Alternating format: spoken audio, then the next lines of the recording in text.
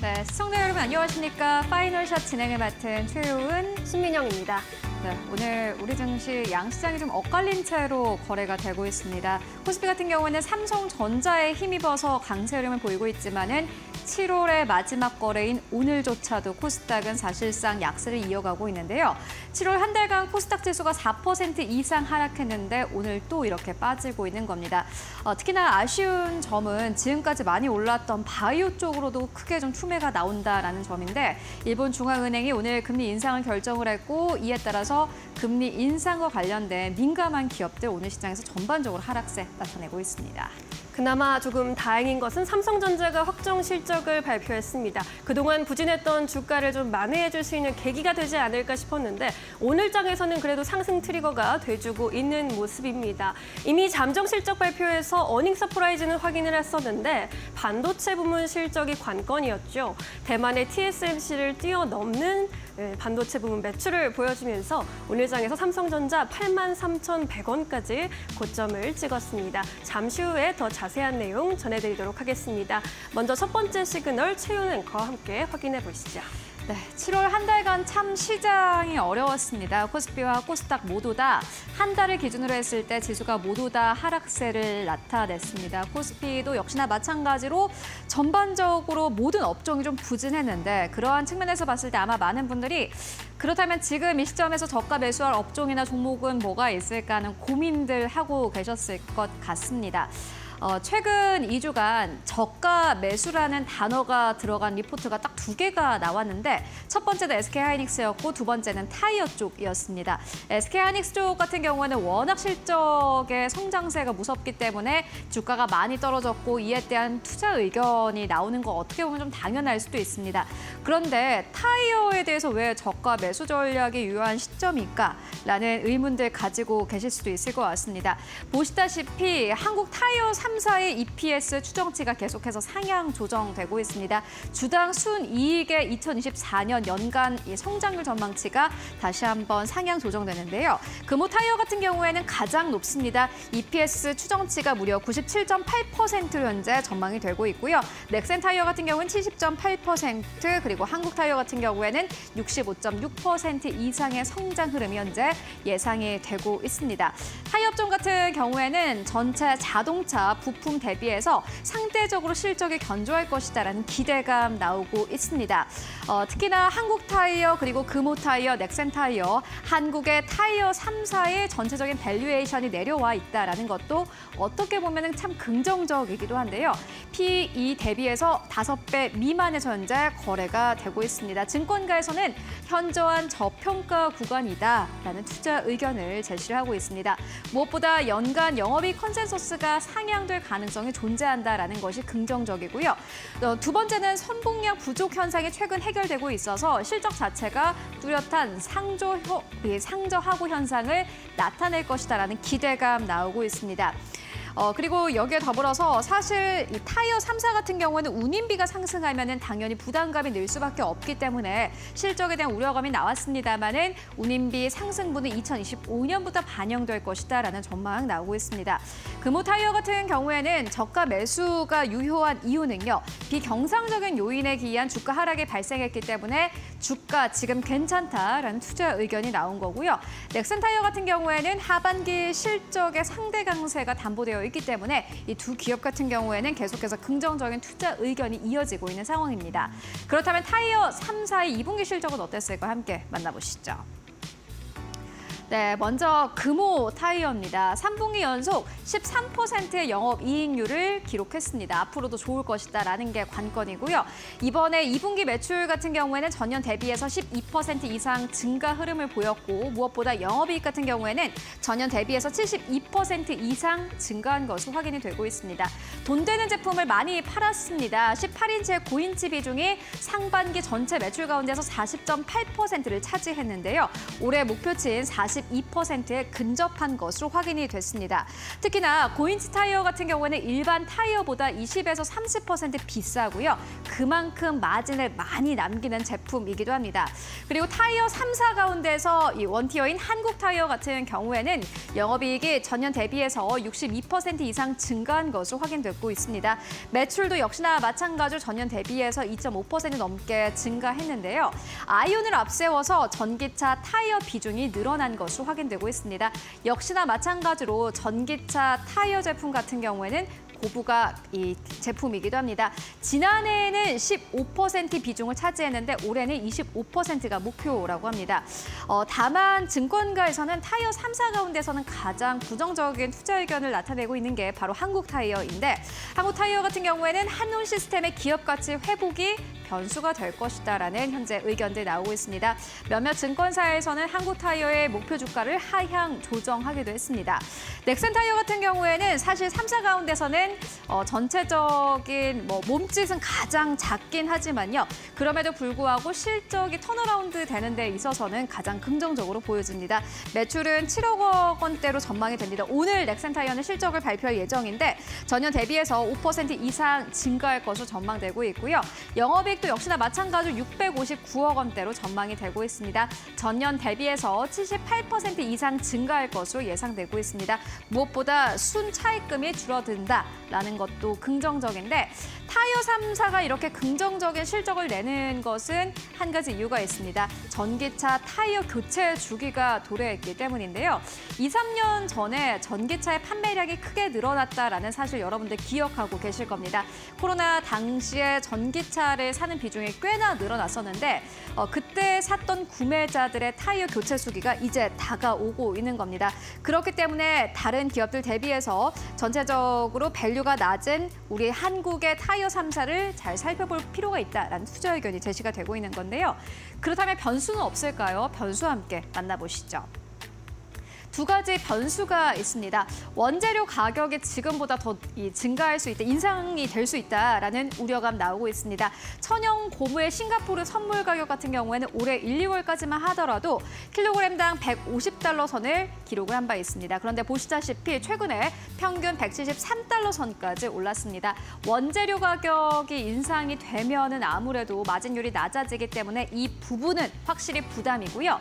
그리고 여기에 더불어서 상하이 컨테이너 운임 지수가 지난해 말까지만 하더라도 1000을 기록을 했는데 최근 들어서 3733선까지 오르는 모습을 확인할 수 있습니다.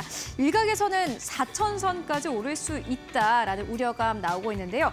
이 두 가지가 해결되지 않으면 하반기 실적은 물론 약간 좀 답답하긴 하겠지만은 그럼에도 불구하고 타이어 3사 같은 경우에는 전체적으로 PER이 많이 낮아진 상태이기 때문에 계속해서 볼 필요는 있다라는 투자 의견이 제시가 되고 있습니다.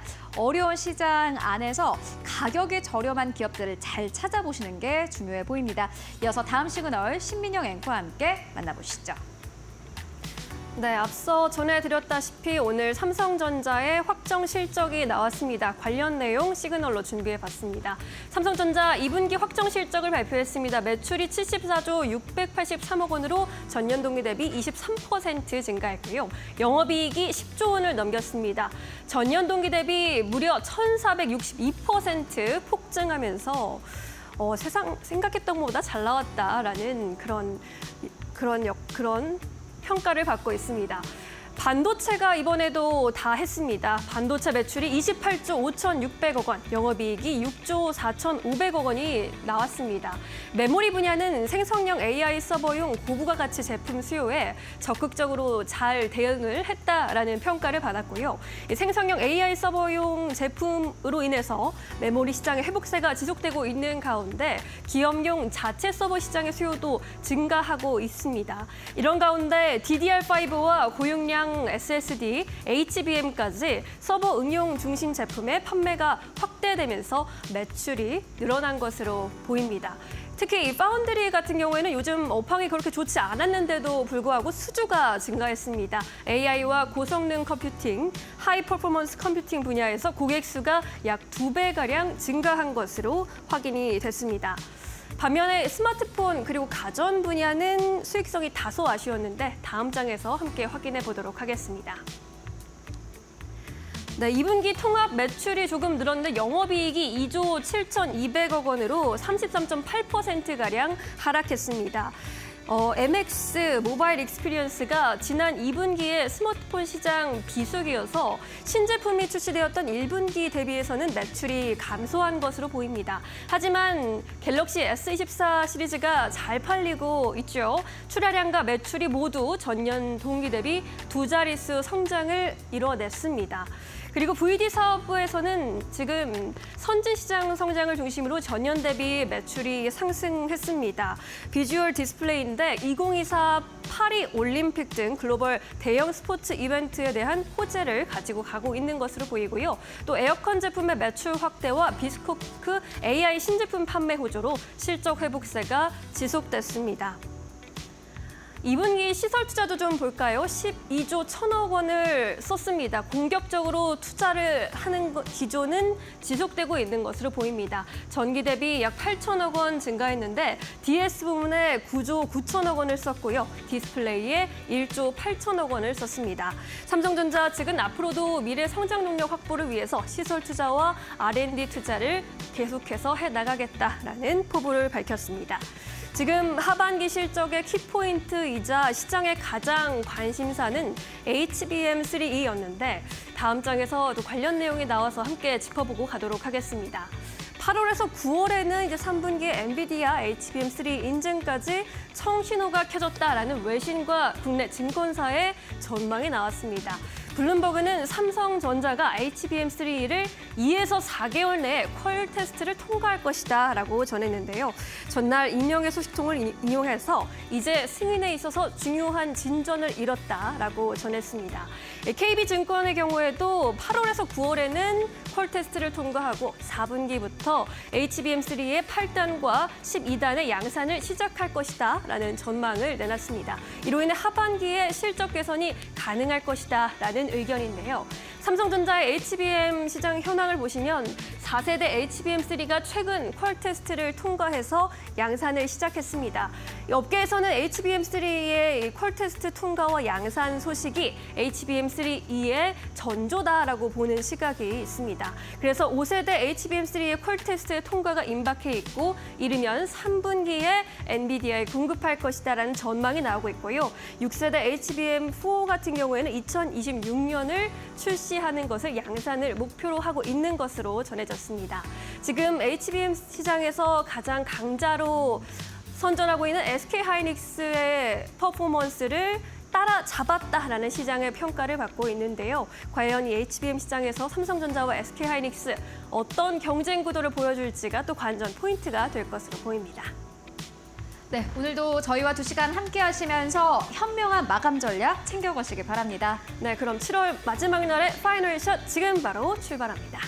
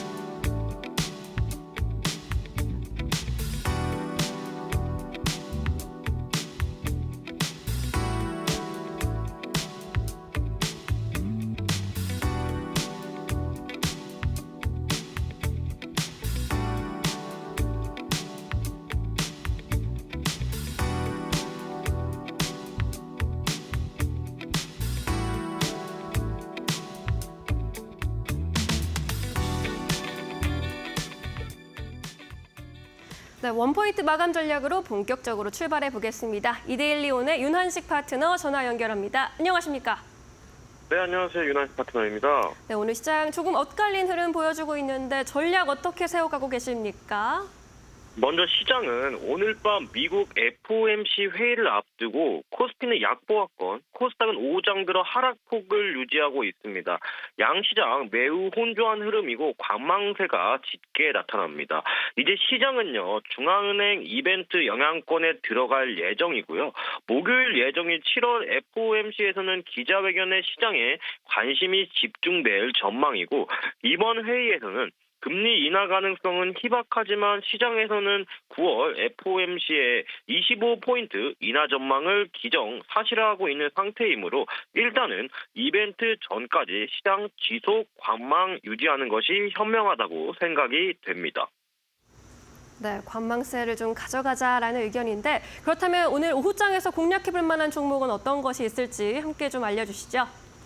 오늘은 오랜만에 반도체 관련주 하나 가지고 나왔습니다. 시장의 하락폭이 거세지는 가운데 우리 시장 주도 섹터 가운데 하나인 반도체 관련주들의 저가 매수가 아직 유효하다고 판단이 되고 전반적으로 매력적인 가격대에 슬슬 다가오고 있다고 판단이 되는데요. 특히 태성은 지난해 AI 관련 고성능 반도체 기판 소요 증가에 대응해 안산 공장 생산 시설을 증축한 바 있고요.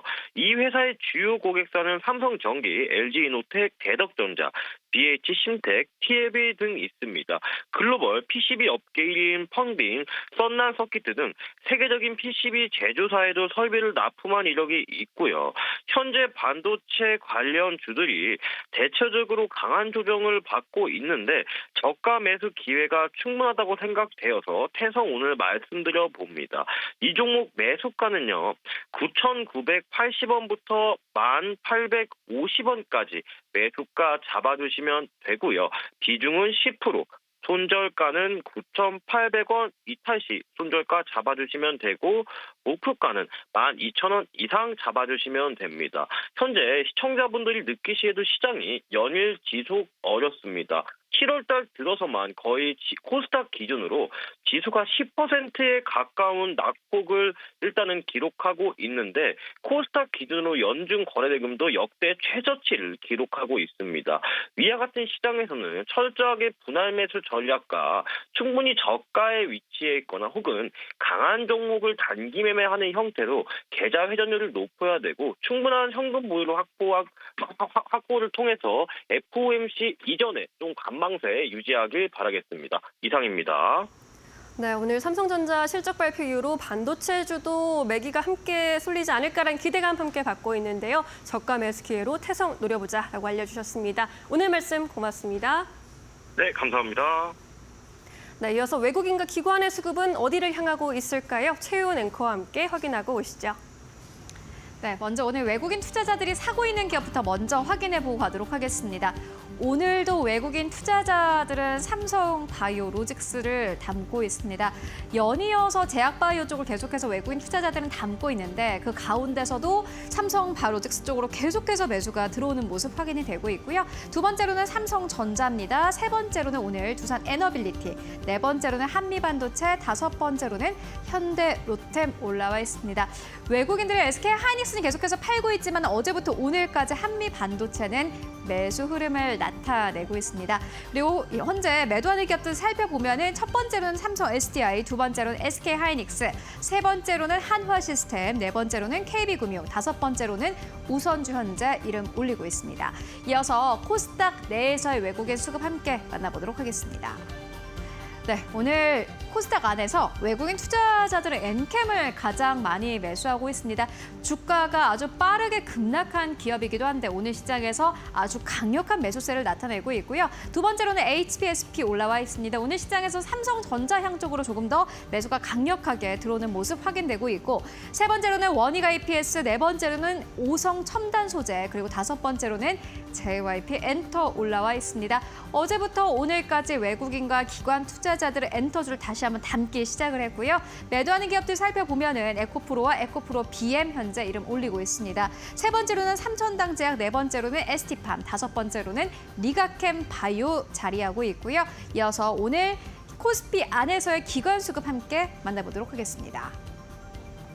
네, 기관 투자자들은 오늘 시장에서 SK 하이닉스와 한미반도체를 가장 많이 담고 있습니다. 삼성전자의 컨퍼런스 콜부터 확정 실적 발표까지도 있었지만은 오늘 오히려 기관 투자자들은 SK 하이닉스 쪽으로 강력한 저점 매수를 이어가고 있고요. 세 번째로는 메리츠 금융지주, 네 번째로는 우선주, 다섯 번째로는 신한지주 현재 이름 올리고 있습니다. 기관 투자자들은 금융주 계속해서 줄 매수하고 있는 흐름 보여주고 있고요. 매도하는 기업들 살펴보면은 가장 첫 번째로는 한화 시스템, 두 번째로는 한화 에어로스페이스, 세 번째로는 삼성 SDI, 네 번째로는 한화 오션, 다섯 번째로는 두산 에너빌리티 올라와 있는데 외국인과 기관이 함께 매도를 같이 하는 기업은 삼성 SDI고요. 현재 약간의 수급 변화가 있는 쪽은 두산 에너빌리티로 정리를 해볼 수 있을 것 같습니다. 이어서 코스닥 안에서의 기관 수급 만나보도록 하겠습니다. 네, 오늘 기관 투자자들은 정말 특이한 게 삼성전자는 담고 있지 않지만요. 코스닥 안에서 YC는 현재 매수하고 있는 흐름 보여주고 있습니다. 삼성전자 향 쪽으로 계속해서 매수 흐름 강력하게 들어오고 있고요. 두 번째로는 알테오젠, 세 번째로는 대주전자재료, 네 번째로는 VT, 다섯 번째로는 리가캠 바이오 올라와 있습니다. 매도하는 기업들 살펴보면은 PNS 미케닉스가 오늘 가장 첫 번째 이름 올리고 있고요. 에코프로도 역시나 마찬가지로 외국인과 기관의 쌍끌이 매도가 오늘 나오고 있습니다. 세 번째로는 메디톡스, 네 번째로는 엔캠, 그리고 다섯 번째로는 펌텍 코리아 현재 자리하고 있습니다. 지금까지 수급 상황 함께 살펴보고 왔습니다. 수급픽 계속해서 이어갑니다. 수급 특징주들 이분과 함께 짚어볼게요. 이데일리 스페셜리스트 신입섭 전문위원 오늘도 함께합니다. 안녕하세요. 안녕하세요. 네. 첫 번째 종목 바로 들어가 볼게요. 한화오션입니다. 한화오션, 조선주 잘 갈 때 좀 혼자 주춤했던 종목이죠. 네, 이름이 멋있는데 이름처럼 못 가네요. 저는 대우조선해양이 더 입에 붙어가지고 대우조선해양이었는데 좀 이름이 조금 좀 세련돼졌죠. 왜냐하면 그 대우가 우리 기억에 너무 그 오래된 약간 김우중 그 회장님 자서전 생각나고 이러잖아요. 네. 그래서 하나가 요즘에 조금 그룹이 잘 나가잖아요. 젊은 느낌도 있고. 야구는 계속 안 나가는데 야구 빼곤 다 잘해요. 그래서 한화 젊은 느낌인가요? 어쨌든 한화그룹이 그렇죠. 약간 네. 에어로스페이스도 그렇고 요즘에 잘 나가다 보니까 방산 쪽으로 잘 나가고 네. 지금 한화 시스템 같은 업체도 지금 잘 나가다 보니 뭔가 이 시장을 주도하는 듯한 대우는 이제 다 없어졌어요. 대우조선해양은 하나로 가서 하나오션 되고 네. 예전에 대우인터내셔널 미얀마에서 사업하던 대우인터내셔널도 포스코 인터내셔널로 가고 대우 글자가 이제 대우 들어간 게 없는 것 같습니다. 우리 그 생각에 예전에 네. 대우 김우중 회장 뭐 현대 정주영 회장 이렇게 또 굉장히 그 뭐 책들로 유명했던 사람들이잖아요. 근데 이제 양대 그 시대가 이제 완전 가고 네. 요즘 많이 바뀐 것 같아요. 그래서 대우조선해양도 이제 한화가 데려갔다. 한화가 그래서 이제 육해공을 완성하게 됐거든요. 이게 육해공. 뭐 천문이 뭐 지금 뭐 저기 다른 육상에 관련된 부분들은 수출이 많이 일어났잖아요. 뭐 그 이름이 생각이 안 나네. 한화가 한화 에어로스페이스에서 한화 시스템에서 라이다를 만들어서 눈을 만들어주고 이제 전투기에 눈을 만드니까 공군도 담당한다고 할 수가 있겠죠. 우리 뭐 예를 들어 한국항공우주가 만드는 카이가 만드는 KF-21 보라매나 이런 것들에 들어가는 눈, 전투기의 눈 이런 것들을 전부 하나 시스템이 제작을 하기 때문에 공군의 눈을 담당하죠. 네. 그리고 하나 에어로스페이스가 수출한 것들이 다 육상에서 전투를 하는 것들이죠. 이제 해가 남았죠. 육해 공중에. 그래서 해 쪽에 지금 이 레퍼런스를 갖고 있는 대우조선해양을 데려오면서 방산 쪽에 육해 공군을 완성을 시켰어요. 근데 이제 그런 장점이 뿜어져 나오지 못하고 있었죠. 그냥 오히려 일반 상선에 굉장히 포커스가 맞춰지다 보니까 뭐 군함은 뭐 크게 뭐 그 나라의 어떤 사정에 따라서 계획에 따라서 하는 거지 뭐 그 돈을 뭐 이렇게 많이 받을 수 있고 뭐 이런 건 아니잖아. 요즘에 그리고 다 수출된 것도 그런 것들이잖아요. 자주포 아니면 전차 뭐 이런 것들이죠. 현대로템의 케이트 흑표전차라던가 아니면 하나 에어로스페이스의 천무 같은 이런 그 무기들이 주로 그 각광을 받았고 군함은 얘기가 잘 안 나왔어요. 그래서 대우조선해양이 군함을 만든다는 그 부분이 삼성중공업이라든가 현대중공업에 비해서 좀 다른 면이었는데 그게 네. 부각이 안 됐다. 근데 이제 조금 부각이 되려고 하는 것 같습니다. 그리고 일반 상선 부분에서는 다 비슷합니다. 다른 회사들이랑 LNG선의 그 비중이 높아지고 있다. 그러니까 LNG 운반선일 수도 있고요. LNG 추진선일 수도 있습니다. 그러니까 추진이란 거는 연료를 그걸로 쓴다는 얘기거든요. LNG 추진이란 거는 LNG를 연료로 쓴다. 근데 목적이 LNG 운반선이면 LNG 연료 추진 LNG 운반선이 되겠죠. LNG를 연료로 쓰면서 자동차로 운반한다. LNG 연료 추진 자동차 운반선이 되겠죠. 어쨌든 간에 지금 LNG 운반선으로 나오고 있는데요. 이건 LNG를 옮기는 거죠. 네. 그래서 LNG를 연료로 쓸 수도 있고요. 뭐 지금 뭐 이산화 황이 많이 발생되는 벙커CU를 써서 두 가지를 다 쓸 수도 있어요. 듀얼 엔진으로. 어때 올해 LNG 운반선 16척, 원유 운반선 7척, 암모니아 운반선 2척. 암모니아 이 선박도 요즘 많이 나오죠. 암모니아를 운반하거나 암모니아 연료 추진으로 암모니아로 연료를 하는 이게 수소로 가기 위한 중간 단계거든요. 네. LNG 선에서 한 번의 수소 선박으로 가기 이전에 혹은 전기 선박으로 가기 이전에 그 중간 단계인 암모니아. 왜냐하면 암모니아에서 수소를 뽑아낼 수가 있거든요.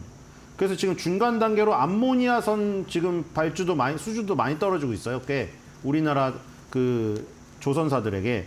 그래서 암모니아선 2척이 여기도 지금 하나오션에도 들어왔고요. 가스 운반선 1척. 그리고 해양이 한 기가 있네. 해양. 이게 보면은 배는 척이라고 하고요. 네. 해양 플랜트는 기라고 하죠. 그러니까 우리가 척이든 기든 크게 묶으면은 해양인데 엄밀히 따지면은 해양 플랜트랑 조선이 있는 거예요. 해양 플랜트는 배를 닮았는데 배가 아닌 걸 수도 있고요. 예를 들어 드릴십 같은 경우에는 10이 들어갔으니까 배잖아요. 배의 모양을 하고 있지만 그건 해양 플랜트입니다.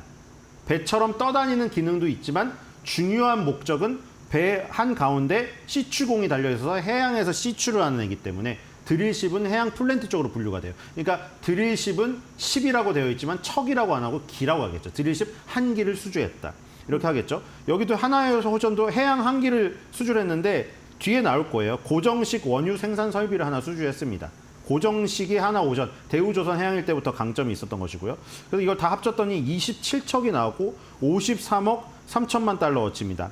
그러니까 27척하고 가로치고 기가 돼 있는데 제가 기 뺐어요. 6개월 만에 지난해 전체 수주 실적 35억 2천만 달러를 초과했습니다. 그러니까 지금 53억 3천만 달러가 6개월 만에 달성이 됐는데 작년 1년 동안 35억 했거든요. 그러니까 35억 달러. 그러니까 이것보다 훨씬 더 이미 수주가 넘어섰죠. 그리고 넥스트 디케이드라는 회사의 지분을 인수합니다. 이 회사가 하는 게 그 리오 그란데라는 데서 수출 터미널 사업을 하는데 무슨 터미널이냐면 LNG 터미널. 그러니까 터미널이 그 LNG 같은 경우가 배로 이제 싣고 오면은 그 기체인 상태를 액화로 이제 좁혀갖고 오잖아요. 그러면은 그 지역에 가갖고 터미널, LNG 터미널에 있는 파이프라인으로 그 육상을 옮겨줘야 되죠. 그러니까 그런 터미널들이 필요한 거예요. 우리 고속터미널처럼 똑같아요. LNG 판매랑 운송, 선박 건조까지 사업 기회를 확대할 수 있기 때문에 넥스트 디케이드를 인수했다. 그러니까 LNG 운반선, LNG 연료 추진선 뭐 이런 것들을 건조하는 것에서 넘어서 가지고 터미널 사업을 하는 회사의 지분을 인수함으로써 그러니까 선박으로 옮겨다 주는 배를 만들면 끝나던 거에서 그 연장선상까지 지금 가는 거예요. 이제 그 LNG를 판매하고 운송하는 것까지 사업을 하려고 하고 있고요. 네. 그다음에 이제 드디어 방산이 나옵니다. 대우조선 해양일 때부터 그 강점 아까 말한 그 강점이 미국 필리조선소를 인수했는데 미국 필리조선소에서 주로 하는 게 프리키탐이에요. 프리키탐. 프리키탐이 우리 그 톤수로 하면은 1,500톤에서 4,000톤급 호위함이거든요. 그러니까 원래 그 제일 중요한 함을 호위를 하는 작은 함을 말하는 거고, 그다음에 연안 경비정 이런 것들. 우리 뭐 독도의 연안을 경비하는 독도 경비대가 타는 그런 것들은 조그만 선박이잖아요. 그런 것들을 주로 만들었기 때문에 필리조선소에서도 이런 거를 만듭니다. 그러니까 필리조선소가 미국에 있으니 미국의 이 해군을 뚫을 수 있는 어떤 그것도 내다볼 수 있겠죠. 뭐 지금 나온 건 없고요. 미국의 조선소니까 대우조선해양 때부터 하나오션이 강점이 있었던 이런 작은 배들, 호위함이나 연안 경비정 이런 것들을 지금 요 미국에 팔 수도 있지 않을까. 우리 얼마 전에 그 한화에어로스페이스의 그 비궁인가요? 네. 비궁도 마찬가지죠. 비궁이 조금 가격이 싸고 그런 부분인데 어쨌든 미국을 뚫었다는 의미가 있는 거잖아요. 뭐 개수는 별로 안 되고 비궁이 단가가 싸지만 어쨌든 그런 의미가 있었고 여기도 마찬가지예요. 미군을 뚫는다. 세계 최강대군 아닙니까? 네. 그런 의미가 있을 수 있다는 거. 하나오션이 1983년에 초계함 안양함을 만들어서 우리나라 최초의 함대를 만든 회사예요. 이게 대우조선 해양이. 그리고 1,500톤급 프리키탐 해양경비함 초계함을 건조하는 회사다. 그리고 싱가포르 해양구조물 전문 제작업체 다이나맥 지분을 인수했습니다. 부유식 해양 플랜트 상부 구조물을 전문적으로 제작하는 업체인데 이것도 이어지죠. 아까 해양 항기를 수주했다고 했잖아요. 그게 하나오션이 카타르 NOC사로부터 수주한 고정식 원유 생산 설비입니다. 네. 그래서 이게 이제 완공이 돼가지고 지금 한 달에 걸쳐서 카타르로 간대요. 이제 지금 가고 있을 거예요, 바다에. 가고 있고 올해 말에 본격적인 첫 원유 생산이 시작된다. 그래서 지금 싱가포르 다이내믹 지분 인수한 것도 이 해양 플랜트 쪽 여기를 키우기 위해서 인수를 한 거고 다 이제 여러 군데로 포트폴리오를 넓히고 있기 때문에 네. 하나오션도 이제 따라가지 않을까 이런 생각이 듭니다. 네. 하나오션 하반기에는 잘 따라갈 수 있을 것이다라는 전망 알려주셨습니다. 두 번째 종목으로 바로 넘어갈게요. JYP 들고 오셨는데 아까 보니까 외국인도 담는 종목에 JYP가 올라가 있더라고요. 이제는 좀 엔터를 다시 볼 때인가요? 뭐 엔터를 다시 볼 때는 아닌 것 같긴 한데 JYP만 다시 개인적으로 볼까요? 아니요 엔터는 지금 조금 더 시간이 필요한 것 같아요. 왜냐하면 가장 이슈가 뜨거울 때가 지났잖아요. 가장 이슈가 뜨거웠을 때는 그 SM 하고 카카오, 하이브 이 3자 간의 어떤 혈투 그리고 거기에서 이 인수전 네. 그 다음에 그쵸 저기가 껴가지고 막 했잖아요. 온라인 자산 운용이 그때였는데 지금 지났다. 일단 스트레이키즈가 JYP에서는 가장 효자죠. 스트레이키즈가 스트레이키즈. 2018년 3월달에 데뷔해서 7월 18일 날 전속 계약을 다시 재계약을 했는데 7년 차입니다. 7년 차가 되기 전에 했어요. 자, 마의 7년 차로 가는 거죠. 7년 차에 항상 다 떠납니다. 7년 차에 재계약이기 때문에. 네. 근로기준법상 7년이 노예 계약의 한계예요. 그래서 방천, 리노, 창빈, 현진, 한, 필릭스, 승민, 아이엔, 스트레이키즈 멤버 전원이 아직 전속 기간이 많이 남았는데도 재계약을 했다는 것은 서로 사이가 상당히 좋다는 것이죠. 그렇기 때문에 의미가 있고요. 예. 그리고 저기도 했죠. 2015년 10월 달에 데뷔했던 트와이스. 네. 2022년 7월 달에 계약 만료 3개월 앞두고 전원 재계약했습니다. 그러니까 여기서 느낄 수가 있는 거죠. 다른 회사들, 기획사들은 이런 분쟁이 많거든요. JYP 박진영 씨와 이 돈독한 관계. 물론 B 씨는 잘 되라고 떠나 보내드린 거고.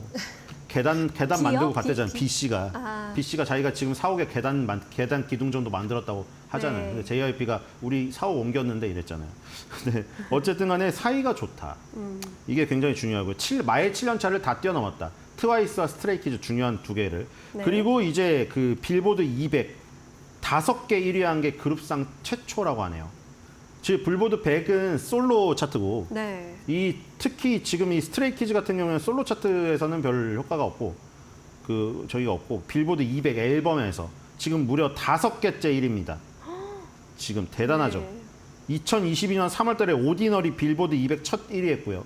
앨범 판매량으로 하는 겁니다. 그러니까 이게 팬덤이 있어야 되는데 뭐 이걸 가지고 또 뭐라고 하는 사람도 있어요. 한국 팬들이 막 팬덤으로 밀어붙여가지고 뭐 순위를 올리니 어쩌니 하는데 어쨌든 그렇다고 해도 205번 하는 거는 지금 사상 최초입니다. 없어요. 그리고 이 10월 달에 바로 2020년 10월 달에 맥시던트 앨범 1위 했고요. 2023년도에 6월 달에 파이브스타 앨범 1위, 그 당해 11월 달에 락스타 1위, 그리고 2024년 7월 19일 바로 아까 전에 7월 18일 날 멤버 전원이 재계약했잖아요. 네. 이게 의미가 깊은 게 바로 다음 7월 19일 날 신보가 나오는 날이었거든요. 그러니까 아주 의미가 깊은 것이죠. 7월 19일 날 발매한 에이트마저 1위를 하면서 앨범 5개가 빌보드 200 차트 1위에 올랐습니다.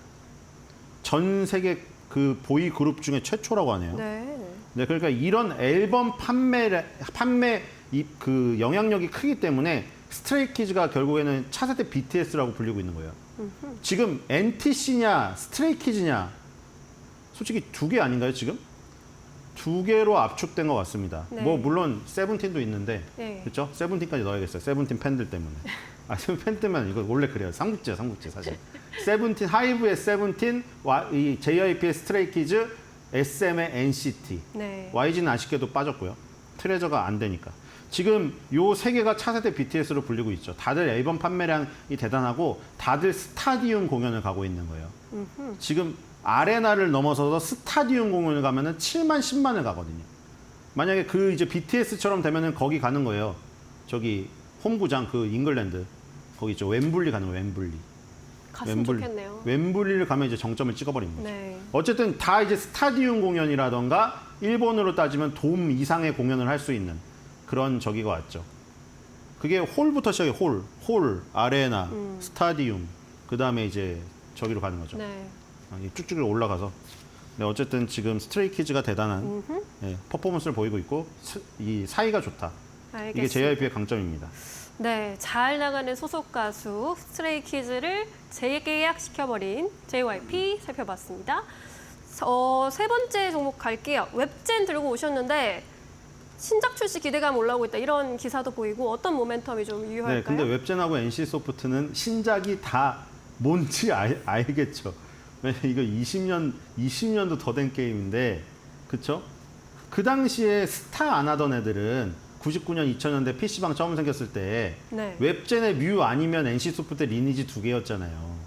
그게 지금까지도 이어지고 있잖아요. 지금까지도. 그게 지금 PC방은 지금 완전 황골탈퇴했지만 PC방이 거의 궁중 밥집입니다. 지금 가면. 요즘에 안 가봤지만 가보고 네. 싶더라고요. 웹젠이 어쨌든 뮤 기반으로 한 뮤 모나크 2를 내놨습니다. 자, 근데 여기서 문제가 NC소프트도 그렇고 NC소프트 리니지도 그렇고 뮤도 그런데 이거밖에 할 수가 없다는 게 자기네도 어쩔 수가 없어요. 뮤 시리즈를 내놓으면 잘 되니까 어떻게 하겠어요. 네. NC소프트 리니지 시리즈 내놓으면 잘 되니까. 근데 여기서 리니지 라이크류라고 태클을 걸었어요. R2M이라는 게임을 리니지 M을 베꼈다고 소송을 걸었는데 지금 1심에서는 NC의 손을 들어줬습니다. 그런데 그게 당장 지금 게임이 금지 대번이 안 되니까 그걸 또 가처분 정지 신청을 했는데 그걸 법원이 또 받아들였어요. 그래가지고 지금 뮤 게임을 팔 수는 있는데 문제는 지금 또 진행이 되고 있는 거죠, 소송이. 그런 부분이 있고 어쨌든 뮤 모나크 2가 연내 출시 확정이다. 이 지금 뮤 모나크 1이 지난해 10월 19일 날 나왔고요. 실적이 좋았어요. 그래서 뮤 모나크 2를 또 바로 출시할 예정이다. 네. 결국 뮤의 세계관을 같이 한 거거든요. 네. 2001년 작입니다, 이게. 2001년에 나왔던 NC소프트 리니지가 2000년에 나왔고요. 뮤가 2001년에 나와서 그 10년을 함께 했던 이 둘이에요. 넥슨의 바람의 나라와 함께 다. 뭐 바람의 나라랑은 이 뮤랑 리니지는 조금 틀리기 때문에 분류를 뮤 리니지로 묶어야 돼요. 바람의 나라는 조금 아기자기한 쪽이 아케이드 쪽이 요구있는 쪽, 현란한 쪽이거든요. 그래서 어쨌든 온라인과 동일한 세계관을 바탕으로 지금까지 이어진 겁니다. 25년째. 그리고 요거를 벗어나고자 준비하는 게임이 서브컬처 게임, 테르비스라는 게임입니다. 왜냐하면 요즘에 서브컬처가 잘 나가고 있거든요. 지금 시프트업이라던가 넥슨 게임즈가 내놓은 서브컬처 게임이 먹혔어요. 이게 서브니까 서브는 뭐예요? 펄스가 아니잖아요. 네. 서브니까 요거 약간 비껴나갔던 이류였단 말이에요. 이류. 일본 애니메이션풍의 그런 그 오타쿠가 좋아할 만한 그런 감성. 그게 이류였는데 지금 본류로 떠오르고 있어요. 지금 시프트업이 완전 흥행을 성공해서 스텔라 블레이드가 대박이 나버렸거든요. 일본 애니메이션풍의 말도 안 되는 비율의 여자들이 나와가지고 막 총싸움을 해버리고 괴물을 죽이고 이러니까 열광해버린 거예요. 그래서 지금이 서브컬처의 어떤 기회가 와버린 거죠. 네. 그래서 이거를 딱 노리려고 테르비스를 준비 중인데 잘 돼야 됩니다. 테르비스. 테르비스 라틴어, 대지를 뜻하는 라틴어 테라에다가 순환을 의미하는 오르비스를 합친 거예요. 테르비스. 어쨌든 뭐 의미는 다 좋으니까 네. 중요한 거는 이게 만약 성공을 하면은 이제 포트폴리오 확장을 할 수가 있는데 이게 안 되면 결국에 또 MMORPG 뮤.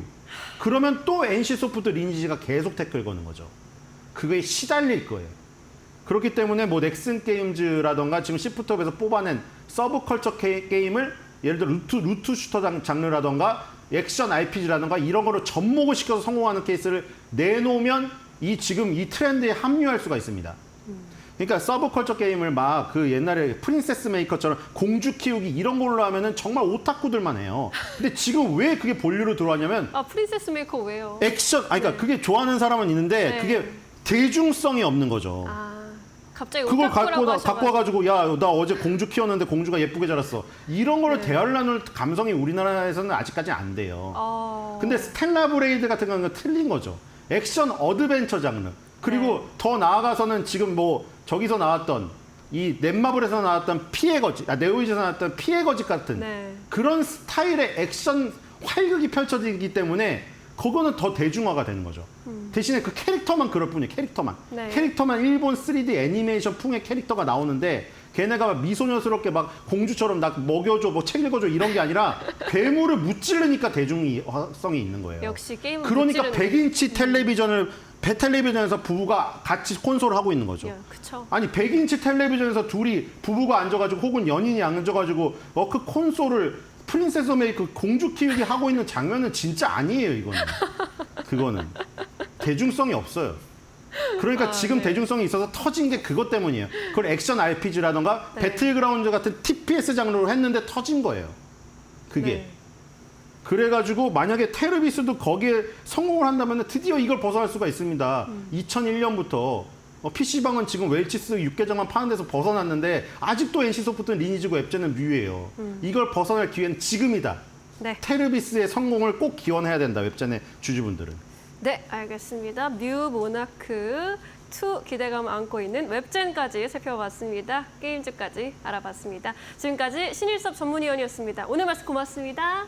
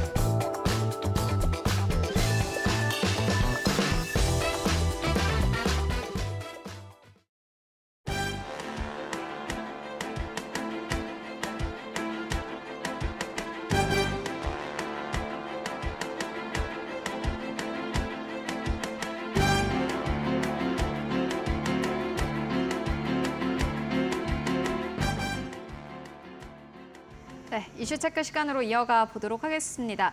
오늘이 벌써 7월의 마지막 거래일입니다. 좋게 끝났으면 참 좋았을 텐데 이번 달 그리고 이번 주 지난주까지 시장 자체는 좀 불안합니다. 시장에 대한 전반적인 이야기 나눠보고 가도록 하겠습니다. 오늘은 인사이트K의 배동찬 소장 모시고 이야기 나눠보도록 하겠습니다. 안녕하십니까? 안녕하십니까?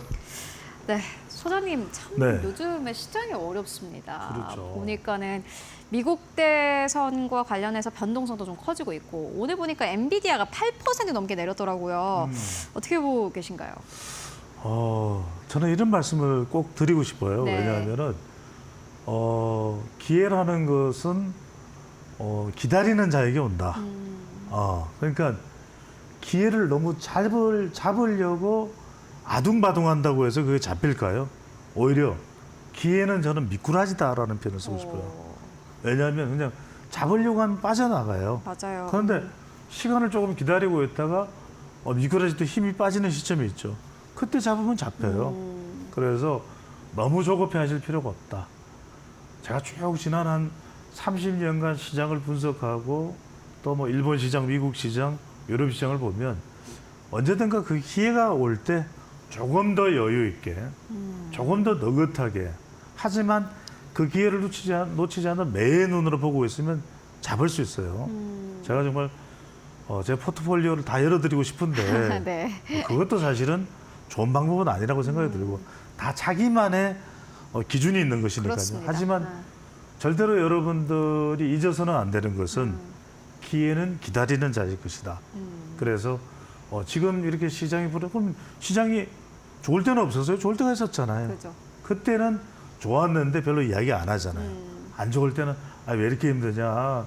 이게 좀 언제나 시장이 좋아지는데 좋아집니다. 또 좋아진 때도 많았었고 그 생각을 여러분들 하면서 언제 이 기회를 포착할까 또 어떤 매의 눈을 장착할까 지금은 어떤 렌즈를 낄까 이런 부분들을 여러분들이 늘 좀 기억을 해두시는 것이 필요하다. 네. 기회는 미꾸라지다.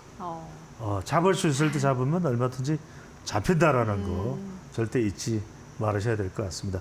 그래서 드리고 싶은 말씀이 정말 엔비디아가 좀 IT, 이른바 AI 반도체 쪽이 휘청하니까 이게 이른바 고점론이냐 이야기하는데 설마 고점이겠어요? 왜? 미래라는 것은 계속해서 성장할 수밖에 없는 것이고 그렇다면 점진적으로는 계속해서 어느 순간에는 그 상승세가 가파를 수도 있고 어떨 때는 또 완만할 수도 있겠죠. 마치 윤종실의 노래 오르막길처럼 네. 그렇게 생각하시면 돼요. 근데 어떨 때는 좀 내리막길을 가고 또 올라가겠죠. 네. 근데 지금은 말 그대로 뭐 단기 조정이 일어나는 그런 국면이다 이렇게 보시면 될 것 같고 9월 달에 당장 연준이 지금 오늘 이제 하루 차이로 내일 이제 바로 8월이에요. 네. 그러면 한 달쯤 기다렸다가 미국 연준이 금리 인하 이야기도 나오고 있는 상황이고 그런 상황에서 여러분들이 어떤 포인트를 보고 있을 때가 지금 서학개미들은 또 엔비디아 팔자 또 추세도 나오고 방금 전에 말씀하셨는데 8%가 내렸고 지난 20일부터 26일 기준으로 보더라도 한 710억 원 정도가 우리 서학개미 투자자들을 보더라도 순매도가 된 상황이고 6월 달에는 무려 엔비디아 뭐 영원한 사랑 엔비디아였어요. 그래서 1조 5,500억 원이나 매수를 하지 않았습니까? 그렇죠. 그런데 지금 나오는 것이 미국의 대형 기술주들이죠. 이런 M7에 대한 매그니피선트 7에 대한 실적 경계감이 영향이 있습니다. 바로 이런 부분들도 보시면서 단기적으로 조정이 되고 있다. 여전히 또 미국 대선도 불확실성이 존재하고 있거든요. 네.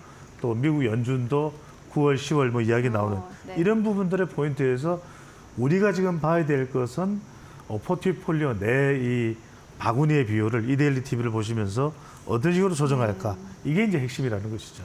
네, 참 시장은 늘 어려웠던 것 같습니다. 매일매일 뭐 신고가를 경신하면은 좋겠지만은 그럴 수 없는 게 주식시장이기도 합니다. 뭐 그런 말도 있지 않습니까? 시장은 걱정의 벽을 타고 올라갑니다. 그럼요. 오늘 명언이 또 쏟아지네요. 그러게요. 피터 린치도 그런 이야기를 했을 거. 뭐 네. 워렌 버핏 이야기 제가 말씀드렸잖아요. 저는 오죽했으면 오마하까지 갔어요. 버핏이 단골로 애용하는 그 스테이크 집을 당연히 갔죠. 스테이크 잔뜩 먹었어요. 배탈 날 뻔했어요. 근데 그거 먹는다고 해서 버핏의 기운이 들어오는 것이 아니라 저는 거듭 말씀드리지만 우리 이 이데일리 TV 차근차근 보시면서 네. 막 내화부동하실 필요가 없고 지금 AI 반도체가 휘청하는데도 그만한 이유가 있는 겁니다. 왜냐하면 결과적으로는 기대감은 만땅인데 그만큼 또 실적이 또 투자한 그 투자 비용 대비 실적을 이야기할 수밖에 없는 것이거든요. 맞아요. 투자자들은 좀 급한 것 같아요. 이만큼 맞습니다. 쏟아 부었는데 그만큼의 수익이 날 수 있을까? 만약에 안 나면 어떡하나? 또 투자자들의 마음이 그런 것도 지극히 당연해요. 많은 분들이 물어봅니다. 저한테 아니 왜 지금 배 소장님 빨리 어디도 투자 안 하세요? 왜 어디다가 정말 목돈 안 들어가세요? 지금 심지어는 저는 그냥 뭐 목돈이 있다 하더라도 심지어는 만기 끝난 예금도 다시 재해치 안 해요. 그냥 놔둬요. 왜? 어떤 사람들이 이렇게 생각하실 거예요. 아니 이거 정말 이거 돈이 너무 많아서 아닌가요? 그게 사실 아니라면 미국 네. 주식 우리 사학 개미들의 보관 금액도 한 지난 7월 10일부터 18일 뭐 한 7, 8일 정도 시간만 하더라도 7조 원 가량이 축소될 정도로 네. 상당히 한때는 또 개미 투자자들이 미국이다 이렇게 네. 하고 갔었는데 또 어느 순간 이거 그러면 아닌 거야? 또 뭐 비트코인도 아닌 거야? 뭐 이게 우왕좌왕할 수밖에 없는 상황들이 만들어집니다. 근데 이제 그런 이유가 그냥 뭐 무작정 그런 것이 아니라 AI 관련해서 이제 자본 지출은 상당히 많았었는데 그죠, 이제 실적을 봤을 때 그것이 이제 불확실성이 존재하는 것이고 또 대형 반도체 실적 발표가 이번 주 이제 또 엔비디아는 8월 달이긴 합니다만 전반적인 이제 조정 구간이 좀 길어지고 있다. 그죠. 조정 기간 자체가 길어지고 있다. 이것도 여러분들이 타임 랩 차원에서 좀 완급 조절이라는 게 계속 있겠죠. 시장 스스로도 완급 조절을 하는 겁니다. 어떨 그죠. 때는 숨고르기를 길게 하고 어떤 때는 매우 짧게 하고 지금은 좀 숨고르기가 여름 또 썸머라고 하는 거 또 휴가 기간까지 겹쳐서 좀 길어지고 있다. 이렇게 보시면 될 것 같습니다. 네, 사실 썸머 랠리가 좀 미리 온 그런 경향도 있고 지금 시장은 약간 조정 국면을 지나가고 있는데 빅테크 기업들에 대한 우려는 있습니다만은 사실 실적 성장세 자체는 의심할 바가 없기도 합니다. 여러 가지 기업들이 실적을 발표를 하고 있는 상황이고 간밤 증시가 마감되고 난 이후에 AMD가 또 실적을 발표를 했는데 여기서 AMD의 실적이 굉장히 좋았습니다. 최근의 분위기와 좀 다른 실적이었습니다. EPS, 매출 모두 다 시장이 예상치를 상회했음에도 상회를 했고 여기에 더불어서 가이던스까지 굉장히 좋았습니다. AMD의 CEO인 리사 수는 우리가 데이터 센터 매출 증가에 힘입어서 매출 자체가 아주 강력하게 성장을 했다라는 긍정적인 또 의견을 피력을 하기도 했는데 이러한 부분들이 다시 한번 시장의 또 기대감으로 나올 수 있다라는 부분도 함께 체크를 해보시면 좋을 것 같고요. 다만 이제 한국 증시는 워낙 또 악재에도 민감하게 반응을 하다 보니 그렇죠. 물론 이제 예전처럼 미국에서 뉴욕에서 기침한다고 해서 우리가 감기 걸리고 곧불 걸리고 이런 건 아닙니다. 네. 하지만 방금 전에 최원 앵커가 굉장히 중요한 말씀 주셨습니다. 물론 이데일리 TV를 보실 때는 최영과 배종찬이지만 저는 미국 정치를 보실 때는 여전히 저는 젠슨 황과 리사 수다. 리사 수가 뭐 보통 여자입니까? 젠슨 황이 보통 남자입니까? 그렇죠. 여러분들 그 간단치가 않아요. 그러니까 지금은 조정이 되고 있는 그런 상황이다. 물론 우리로서는 이제 삼전도 그렇고 SK하이닉스도 그렇고 당규 밸리에이션 부담은 되죠. 하지만 그럼에도 불구하고 여전히 삼성전자는 느끈합니다.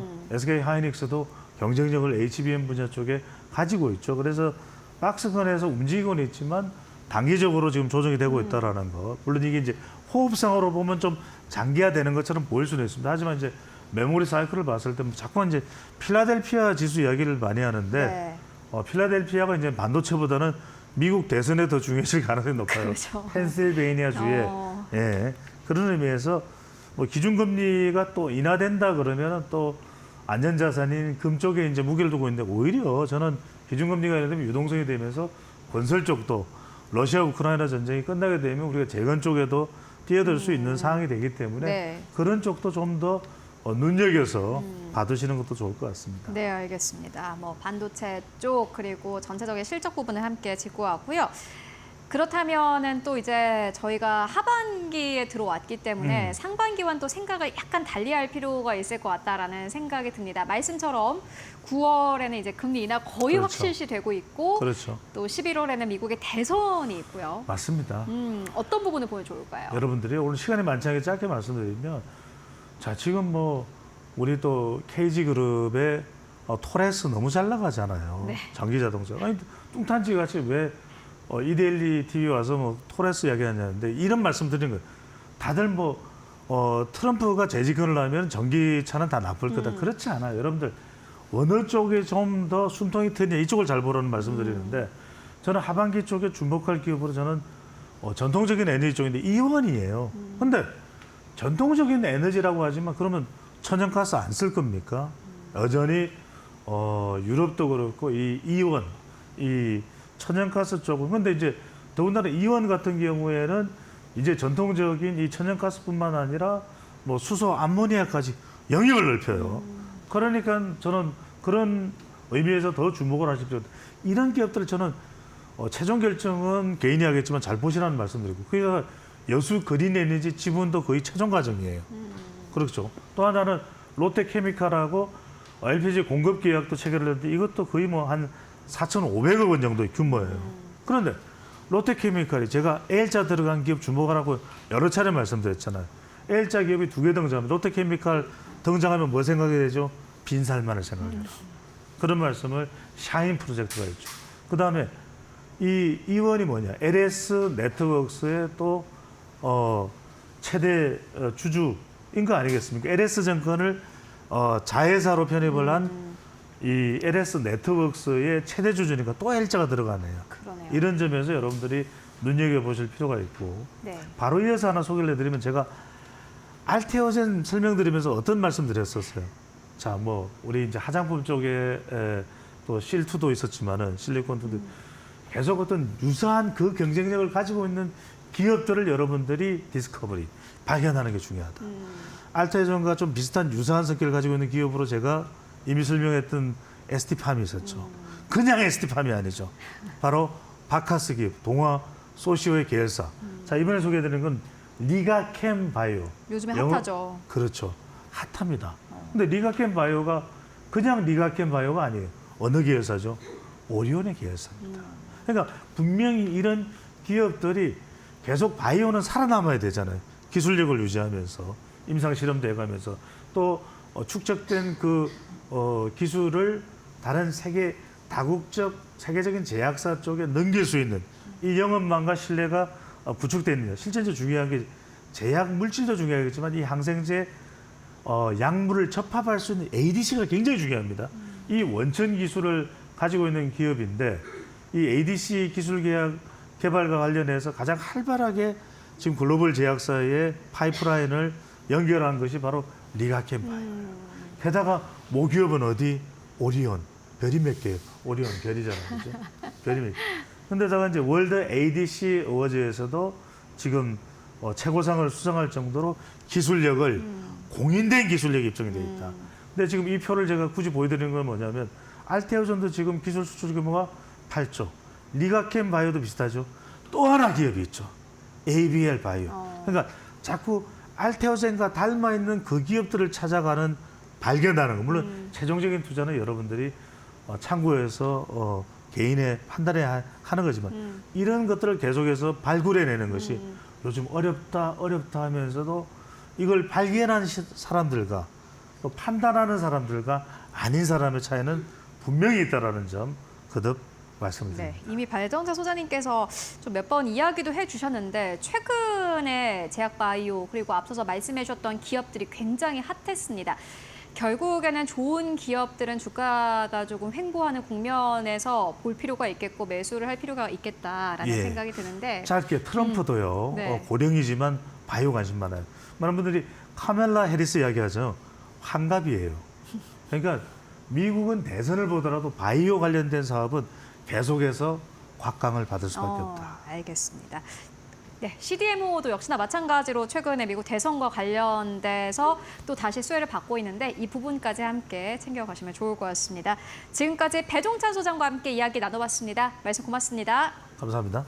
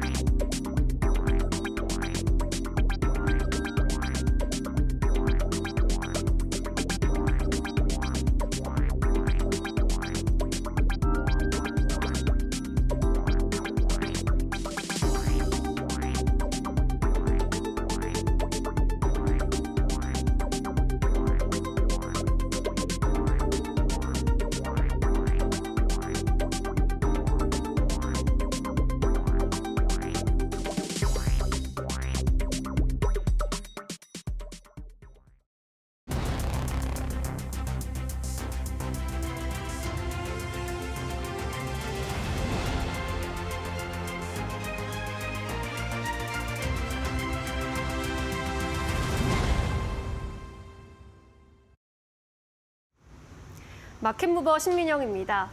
티몬과 위메프, 이른바 티메프의 정산대금 지급 지연 사태가 일파만파 커지면서 국내 이커머스 업계에도 지각 변동이 불가피할 전망입니다. 유동성 위기에 직면한 티메프에서 고객 이탈이 대거 이루어질 것은 불보듯 뻔한 사실일 텐데요. 지금 티몬과 위메프의 정산대금 지급 지연 사태로 인해서 오픈마켓에서 가장 중요하게 생각하는 것이 다양한 상품군 확보인데 아무래도 신뢰를 잃은 판매자들이 다시 티메프로 돌아갈 것은 쉽지 않을 것으로 보이고 있습니다. 지금 주요 쇼핑맵의 6월 월간 활성 이용자 수 통계를 살펴보시면요. 쿠팡이 3,129만 명으로 1위를 차지하고 있습니다. 뒤이어서 알리익스프레스가 837만 명으로 2위, 테무가 823만 명으로 3위를 뒤따르고 있고요. 이로써 11번가와 G마켓, 티몬, 위메프가 뒤따르는데 티몬과 위메프가 각각 437만 명, 432만 명으로 6, 7위의 자리에 있는 것을 보실 수 있습니다.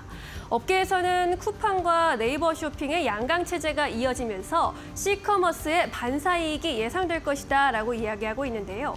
C커머스란 중국, 차이나 이커머스의 합성어로 중국 이커머스 플랫폼을 의미합니다. 막대한 자금력을 가지고 있는 알리익스프레스와 테무 등이 포함이 됩니다. 이미 알리익스프레스와 테무 등 이 C커머스 업계에서는 국내 판매자를 잡으려는 움직임을 활발하게 전개하고 있습니다. 알리 같은 경우에는 한국인 셀러 대상으로 해서 공격적인 마케팅을 전개하고 있는데요. 국내 기업 전용 B2B 웹사이트 한국 파빌리온을 내달 8일에 공식 론칭합니다. 이 웹사이트를 통해서 향후 5,000개 이상의 국내 중소기업 글로벌 B2B 시장의 진출을 지원을 약속하겠다라는 이야기고요. 또 한국 입점 기업에 대해서 9월까지 수수료를 면제해준다라면서 판매자들을 꼬드기고 있는 상황입니다. 이렇게 열심히 빈틈을 노리고 있는데 얼마나 많은 유입자가 들어갈 수 있을지가 관건이 될 것으로 보입니다.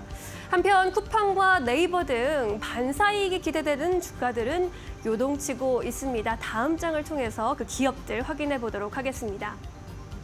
일단 국내 오픈마켓 시장 점유율을 보시면 네이버와 쿠팡이 공고하게 1, 2위를 유지하고 있고요.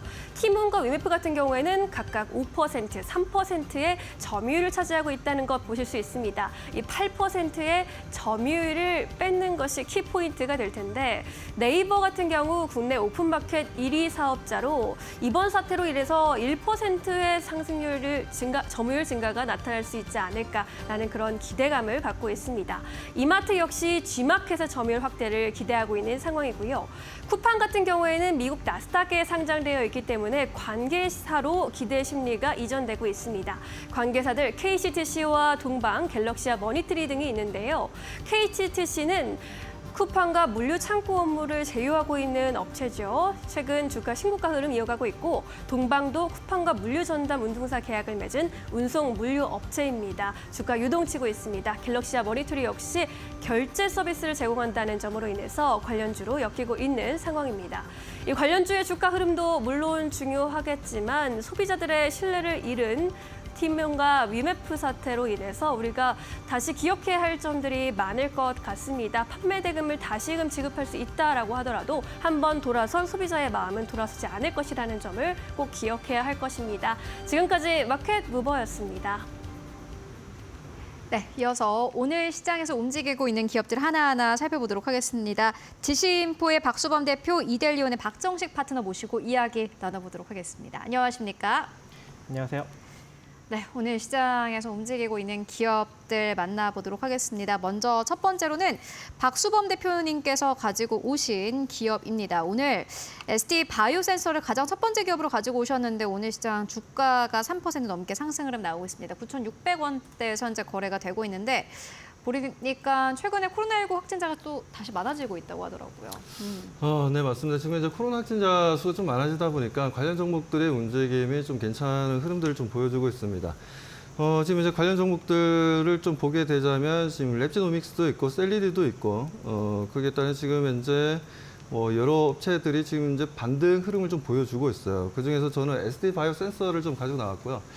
자, ST 바이오 센서 같은 경우에는 제가 좀 긍정적으로 생각하는 이유가 아무래도 이제 남미 쪽이라든가 유럽 쪽이라든가 북미 쪽 시장에서 이제 자회사들을 과거에 이제 소위 얘기해서 돈을 많이 벌 때, 그때 이제 어느 정도 영업망이 확실하게 좀 구축되어 있는 회사들을 자회사로 M&A로 많이 또 인수를 했었습니다. 그러다 보니까 이런 코로나가 확산이 된다면 동사 같은 경우에는 해외 쪽 이제 자회사를 통해서 충분히 단기간에 빠른 매출을 좀 보여줄 수 있다라는 거죠. 그런 부분들에 있어서 ST 바이오센서가 과거에도 보면 주가 상승 탄력이 상당히 좀 좋았던 부분들이었고요. 거기에 따른 실적도 너무나 좋았습니다. 하지만 지금 현재는 진단키트 쪽의 이제 분위기가 조금 다운되어 있고 확진자 수도 그렇게 좀 옛날처럼 그렇게 크게 상승하는 분위기가 아니다 보니까 실적은 최근 들어서 영업이익은 계속해서 좀 적자 폭을 계속해서 확대하는 분위기였지만 이번에는 좀 뭔가 다른 흐름이 좀 부착되고 있습니다. 국내에서도 보게 되면 지금 현재 질병관리청에서 이제 4주 동안 코로나19 확진자 수가 지금 현재 늘어나고 있고 입원 환자 수가 지금 3,500은 좀 늘어났다라는 얘기가 나와주고 있고 65세 이상이 지금 현재 64.9%라고 합니다. 그 정도로 이제 고령화 그러니까 나이가 좀 있으신 분들에게는 상당히 입원을 할 정도로 상당히 좀 심각한 질병으로 인식이 되고 있다는 부분들이죠. 여기다 일본 같은 경우에도 지금 현재 10주 연속 코로나19 확진자 수가 좀 늘어나고 있다는 부분들. 그리고 대략적으로 좀 최근에 데이터가 지난주 거긴 합니다만 대략 한 확진자 수가 5만 5천 명 정도 된다는 얘기가 나왔는데 제가 봤을 때 그거보다 좀 더 늘어나지 않겠냐라고 좀 바라보고 있고 미국 같은 경우에도 코로나19 확진자 수가 변이 바이러스에 감염된 확진자 수가 좀 늘어나고 있는 모습들입니다. 뭐 특히나 이제 미국 같은 경우에는 마스크를 잘 안 쓰죠. 마스크를 쓰면 뭐 소위 얘기해서 워낙 뭐 미국 같은 경우는 경찰력에 또 파워가 있다 보니까 마스크를 쓰게 되면 이제 범죄자점 취급을 받는 부분들이 있습니다. 그런 이미지가 좀 안 좋아지는 부분들이 있다 보니까 과거에도 코로나 확진자 수가 그렇게 많이 늘어나는데도 불구하고 미국인들 같은 경우는 마스크를 잘 착용을 안 했었죠. 아무튼 그런 부분들이 있었는데 아무튼 미국도 그렇고 지금 현재 뭐 일본 쪽도 그렇고 뭐 유럽 쪽도 마찬가지고 이런 이제 확진자 수가 좀 늘어난다면 당연히 어느 정도 이제 매출의 브릿지 역할을 할 수 있는 자회사들, 과거에 이제 인수했던 회사들의 앞으로의 영업망을 통해서 실적은 단기간에 크게 끌어올릴 수 있다라고 좀 보고 있습니다. 그렇기 때문에 뭐 그런 관점에서 SD 바이오센서 많은 회사들이 있지만 그 중에서 SD 바이오센서가 글로벌 시장 마켓을 빠르게 침투하면서 빠르게 점유할 가능성이 높다라는 관점에 있어서 SD 바이오센서를 선택하게 되었습니다. 네, 많은 뭐 코로나19 관련주가 있지만은 그 가운데서는 SD 바이오센서를 좀 보고 계신다. 이렇게 정리해보고 가도록 하겠습니다. 이어서 두 번째 기업 만나보도록 하겠습니다. 박정식 대표님께서 가지고 오신 기업인데 롯데 칠성입니다. 오늘 시장에서 5% 넘게 상승세 14만 2천 원대에서 거래가 되고 있고 오늘 장중한 때는 14만 5천 원대까지 올라가기도 했습니다. 보니까는 오늘 키움증권 측에서 목표 주가 상향 조정 리포트도 나왔고 아무래도 실적이 좋다 보니 전반적인 투자 심리가 좀 개선이 됐습니다. 어떻게 보고 계십니까? 네, 일단 뭐 롯데칠성 같은 경우에는 음료를 제조하다 보니까 아무래도 이제 폭염 관련주에 엮여서 움직일 수 있는 그런 여력이 존재할 것 같고, 거기다가 이제 최근에 실적 추이를 보면 지난 2020년, 21년, 22년, 2023년 지속적으로 지금 매출이 계속적으로 늘어나고 있는 그런 추이를 보이고 있습니다. 이런 전반적인 매출 증가는 일단 뭐 국내에서도 수요가 좀 늘어난 측면도 있고 또 해외 수출도 늘어난 측면도 있기 때문에 이 다양하게 음료부터 주류까지 전부 다 지금 실적이 조금씩 매출이 다 증가 추세에 놓여져 있습니다. 또 거기다가 이제 이 필리핀 펩시를 이제 지난해 인수를 하면서 아무래도 이 실적 편입 영향이 더욱더 이 매출의 증가폭을 크게 키우고 있는 그런 상황이기 때문에 3분기, 4분기에도 이 실적에 따른 전망이 높게 점쳐질 것으로 보여집니다.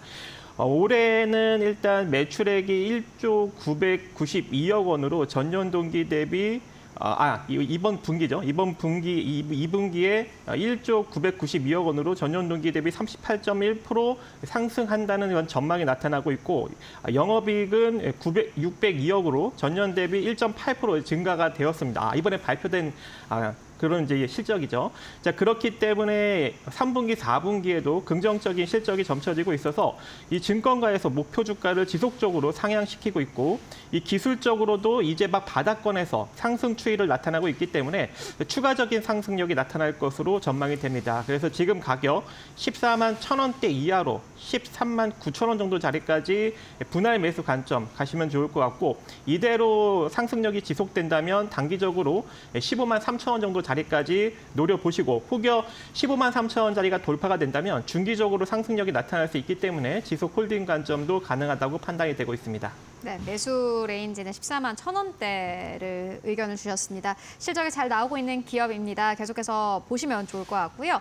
이어서 세 번째 기업 만나보도록 하겠습니다. 갤럭시와 머니트리인데 오늘 5% 이상 하락하면서 현재 8,210원대에서 거래가 되고 있습니다. 암호화폐 쪽을 좀 긍정적으로 보셨잖아요. 박수범 대표님께서는. 네, 맞습니다. 네. 자, 뭐 긍정적으로 바라보는 부분들은 아무래도 이제 미국 대선에 있어서 뭐 트럼프 트레이드 관련 종목이라고 좀 볼 수도 있고 또 해리스도 지금 이제 가상화폐에 대해서 관심도가 좀 많이 높아져 있는 상황입니다. 뭐 트럼프 같은 경우에는 최근에 뭐 발언들을 보면 가상화폐에 뭐 가상화폐의 대통령이 되고 싶다라고 표현할 정도로 가상화폐에 대해서 상당히 좀 관심도 높고 뭐 그 부분에 있어서 이제 세제 혜택이라는 여러 가지 부분들이 있어서 얘기를 계속 하고 있고 해리스 같은 경우에도 지금 현재 가상화폐 업체들의 대표들과 아직까지는 지금 현재 미팅이 이루어지진 않았지만 조만간 좀 미팅이 이루어지면서 가상화폐 관련해서 어떠한 정책과 어떻게 지금 가상화폐를 좀 안정적으로 좀 이끌어 나갈 건지 뭐 그런 부분들에 대해서도 해리스 입장에서도 지금 이제 가상화폐에 대한 기업들과 조금 밀착이 이루어지지 않겠냐. 그래서 어떻게 보면 가상화폐 같은 경우에는 미국 대선에 있어서 뭐 공화당이 되었던 민주당이 되었던 누가 대통령이 되든 간에 가상화폐 같은 경우에는 좀 추가적인 상승 흐름을 좀 기대해봐도 좋지 않나라고 좀 판단하고 있습니다. 뭐 그중에서 갤럭시 하모니트리를 저는 선택을 했고요. 갤럭시 하모니트리 같은 경우에는 블록체인 기술로는 우리나라 기업들 중에서는 거의 뭐 탑픽 회사라고 할 정도로 블록체인 기술력이 상당히 좀 뛰어난 회사입니다. 그러다 보니까 실제로 뭐 가상화폐를 지금 현재 발행해서 지금 운영하고 있지는 않은 상황이긴 하지만 가상화폐라는 게 블록체인 기술을 기반으로 해서 만들어진 거다 보니까 갤럭시 하모니트리가 앞으로도 추가적인 상승 흐름도 좀 계속해서 끌고 갈 수 있다라고 좀 판단하고 있어서 뭐 그런 관점이라면 갤럭시 하모니트리가 뭐 다른 회사도 우리기술투자라든가 아니면 뭐 하나투자증권이라든가 여러 지금 수혜주들보다도 오히려 제가 봤을 때는 지금 갤럭시 하모니트리가 좀 더 추가적인 상승 흐름을 기대해 볼 만하다라고 판단합니다. 자, 오늘 뭐 조정을 좀 보여줬어요. 조정을 보여줬는데 차트를 좀 잠깐 보도록 하겠습니다. 자, 7월 달부터 분위기가 확 달라졌어요. 7월 달부터 거래량, 평균 거래량도 좀 증가하고 있는 추세이고 보시는 것처럼 지금 이제 차트도 지금 현재 단기간 급등 패턴을 보여주고 현재 보게 되면 약 15일선 부근에서 지지선이 좀 만들어지고 있습니다. 우리가 15일선을 좀 봐야 되는 부분들이 보통 헤지펀드라든가 펀드 매니저들이 좀 중요하게 생각하는 선 중에 하나가 우리 같은 경우에는 일반적으로 22평선을 상당히 좀 생명선이다 하면서 중요하게 생각하잖아요. 근데 펀드 매니저들은 그것보다 좀 더 빠른 15일선을 상당히 좀 중요하게 생각하고 그에 대한 대응을 합니다. 뭐 그 다음으로는 이제 추세적인 수익을 만들고자 한다면 뭐 펀드 매니저들은 보통 보면 이제 121평선을 상당히 좀 중요하게 생각하죠.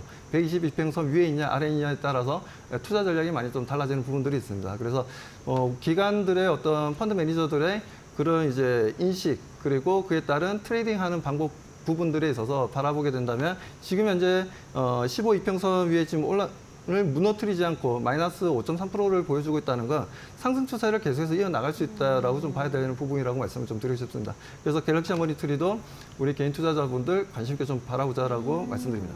알겠습니다. 오늘 갤럭시 머니트리가 좀 급락하게 나오고 있기 때문에 아무래도 많은 분들이 이제 추세가 좀 무너진 건가 하고 의구심을 가지실 수도 있는데 박수범 대표님께서는 여러 가지 차트상으로 봤을 때 15일선이 지지가 되고 있고 이런 부분들을 봤을 때는 그래도 상승 추세는 여전하다라고 판단을 하셨습니다. 함께 참고해 보시면 좋을 것 같고요. 그렇다면 또 오늘 시장에서 핫한 이슈들 어떤 것들이 있을까요? 이어서 신민영 앵커가 전해드립니다. 마켓 무버입니다. 국내 방산주가 트럼프 트레이드와 탄탄한 실적을 바탕으로 상승세를 이어가고 있는데요. 종목별로 주가의 희비는 다소 엇갈리고 있습니다. 7월 주가 변동률을 살펴보면요. 한화 에어로스페이스가 30% 가까이 올랐고 현대로템도 21% 높은 상승률을 보여줬습니다. 항공우주 역시 7.74% 올랐는데 LIG 넥스원만 3.64% 하락세를 보였습니다. 아무래도 LIG 넥스원의 실적이 시장의 눈높이를 맞추지 못한 것으로 보이는데요. LIG 넥스원 2분기 영업이익이 491억 원으로 컨센서스를 10.8% 정도 하회했습니다. 해외 수주 실적이 나쁘지 않았는데 2분기 실적에는 반영되지 못한 것으로 보입니다. 반면에 다른 기업들은 모두 어닝 서프라이즈를 기록했습니다. 현대로템이 2분기 영업이익 1,128억 원으로 컨센서스를 36.3% 상회했는데요. 폴란드 수출 실적이 견조했던 것으로 확인이 됐습니다. 한국항공우주 카이의 경우에도 2분기 영업이익이 743억 원으로 잡히면서 컨센서스를 40%나 상회했습니다. 한화 에어로스페이스도 어제 실적을 내놨는데요. 2분기 영업이익 3,588억 원으로 잡히면서 컨센서스를 63.6%나 상회하는 실적을 내놨습니다. 이렇게 방산주 분위기가 나쁘지 않은데 LIG 넥스원만 주가 측면에서 조금 아쉬운 흐름 보이고 있습니다. 하지만 증권가에서는 LIG 넥스원 아직은 실망하기 이르다라는 견해를 내놓고 있습니다. 실적 발표 이후에 오히려 목표 주가 상향 리포트가 많이 나왔는데 리포트 하나 보고 가겠습니다. 네, BNK 투자증권의 리포트입니다. LIG 넥스원 하반기 수출 사업의 양산 비중이 증가할 것으로 전망이 된다면서 투자 의견 매수 유지했고요. 목표 주가를 27만 5천 원으로 올려 잡았습니다. 미국향 비군과 루마니아 방공망 관련 수주권이 기대된다라는 의견이고요. 7월 말에는 고스트 로보틱스 인수가 마무리됐습니다. 그래서 향후 로봇 사업의 시너지도 기대된다라고 전망했습니다. 또 내년 아랍에미리트와 사우디향 천궁2의 사업이 본격화될 것이라면서 LIG 넥스원을 포기하지 말자라고 이야기해주고 있는데요. 하반기 영업이익 전망도 눈높이가 계속해서 올라가고 있습니다. FN가이드에 따르면 3분기 624억 원으로 전년 동기 대비 51.96% 상승한 영업이익이 잡힐 것으로 보이고요. 4분기 역시 전년 동기 대비 68.7% 오르면서 623억 원의 영업이익을 기록할 것으로 전망이 되고 있습니다. 이렇게 방산주 안에서 투자 계획 세우는데 잘 참고해 보시기 바라면서 마켓무버 전해드렸습니다. 네, 이어서 오늘 시장에서 또 움직이고 있는 기업들 함께 살펴보고 가도록 하겠습니다. 이어서 박정식 대표님께서 가지고 오신 기업인데 동아지질입니다. 이 기업도 역시나 오늘 시장에선 거의 움직이지 않고 있는 흐름 현재 보여주고 있는 상황이고 근데 보니까는 이 기업은 약간의 뭐 테마 이런 게 이제 함께 좀 있는 기업이기도 합니다. 앞서서 유니테크노에 대한 투자 의견 또 전해주신 바 있는데 유니테크노가 전날에도 20% 넘게 급등하고 오늘도 그 추세가 무너지지 않는 선 현재 유지가 되고 있습니다. 이러한 기업과 좀 비슷하다고 봐도 될까요? 어떻게 보십니까? 일단은 최근에는 좀 이슈가 있고 그리고 실적도 좀 괜찮은 그런 종목들이 좀 잘 움직입니다. 동아지질 같은 경우에도 실적이 나쁘지 않습니다. 이 터널 구착과 이 지방 개량 부분에 집중한 이 지하 공간 개발 전문 업체인데 세부적으로 뭐 기계식 터널, 지방 개량 그리고 지하 연속벽, 일반 토목, 엔지니어링 사업 부분으로 분류가 되고 있습니다.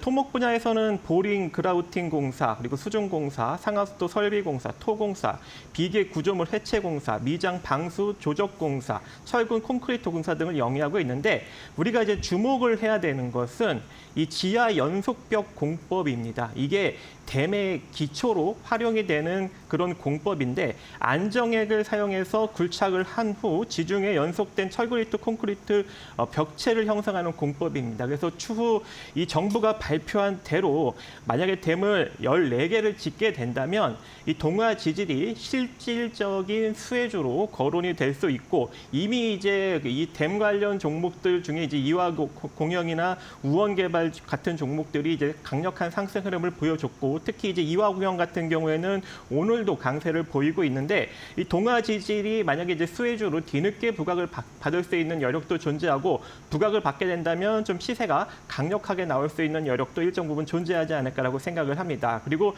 실적적인 측면으로 보면은 매년 이 매출이 지속적으로 증가 추세에 놓여져 있고 영업이익도 매년 증가 추세에 놓여져 있습니다. 2022년 잠깐 이제 실적이 조금 하향하면서 대규모 적자를 기록했지만 다시금 성장하는 모습을 2023년에 보여주고 있고 또 2024년 1분기 실적을 보더라도 매출과 영업이익이 증가 추세에 놓여져 있습니다. 이렇게 실적이 받쳐주면서 테마까지 어느 정도 엮여 있는 상황이기 때문에 아직까지 움직이지 않은 이 상황에서 여러분들이 접근을 하신다면 안정적으로 수익을 낼 수 있을 것으로 판단이 되고 있고요. 일단 뭐 매수가는 14,100원 이하로 13,800원 정도 자리까지 분할 매수 관점 가시면 좋을 것 같고 손절 라인은 한 13,600원에서 500원 정도 제시해 드리고 단기적인 목표는 15,900원 정도 제시해 드리는데 혹여라도 이제 조금 이제 시세가 강력하게 나올 경우에는 18,000원 정도 자리까지도 바라볼 수 있지 않을까 생각을 해봅니다. 네, 알겠습니다. 오늘 또 관련 기업들이 움직이기도 했습니다.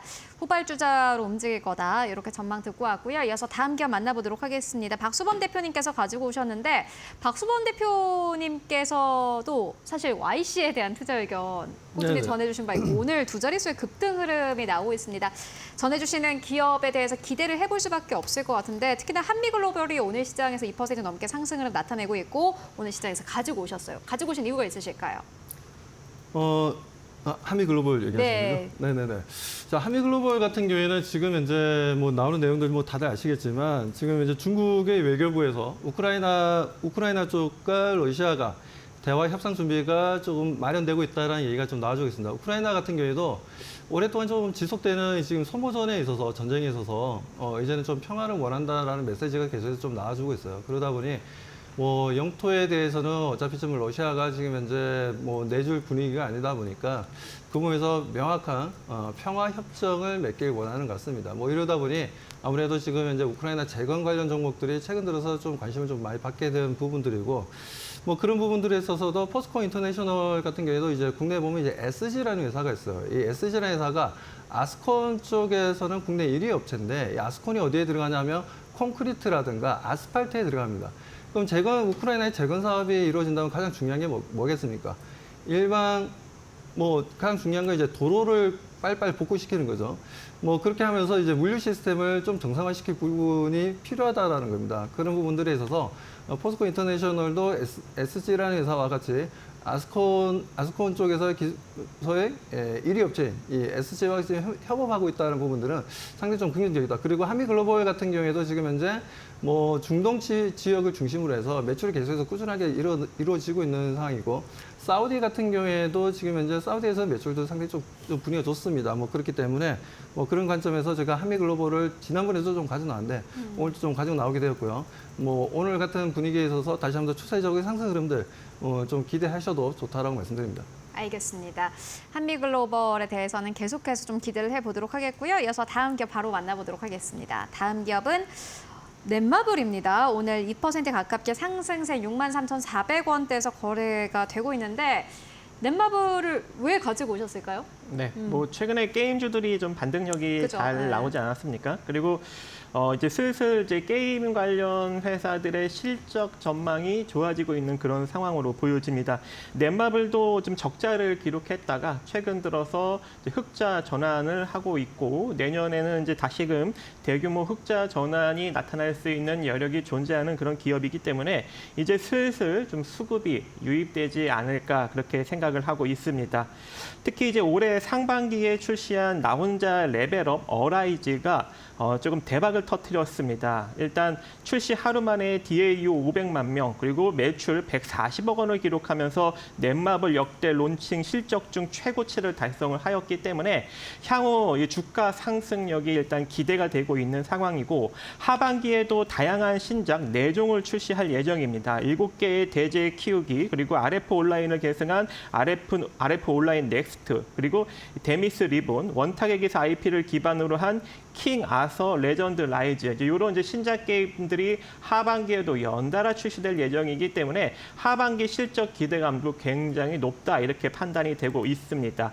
그리고 이제 최근 들어서 이 메이저들 특히 이제 외국인과 기관의 수급이 좀 강력하게 유입되는 것이 보여집니다. 이렇게 이들 수급이 강력하게 유입되게 된다면 지금같이 어느 정도 이제 횡보 추세에 놓여져 있다가 시장이 양호해질 경우 본격적으로 우상향 기조를 잡아갈 수 있는 여력이 존재하기 때문에 지금부터 여러분들이 한번 관심을 가져볼 필요성이 존재하고 월봉상 흐름을 보더라도 20선 정도 전후에서 왔다 갔다 거리면서 거의 이제 횡보 국면을 만들어가고 있습니다. 그래서 지금부터 여러분들이 바닥권에서 매수를 하셔야 되는데 일단 가격 전략은 63,000원대부터 그 이하로 한 6만 원 정도, 3천 원 정도 텀을 두면서 분할로 평단을 만들어 가시는 것이 좋을 것 같고요.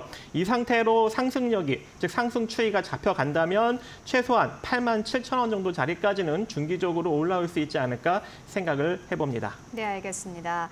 박정식 대표님께서는 넷마블을 게임주 안에서 보고 계신다라는 의견으로 저희 정리해보고 가도록 하겠습니다. 지금까지 박수범 대표 그리고 박정식 파트너와 함께 이야기 나눠봤습니다. 말씀 고맙습니다. 네, 감사합니다.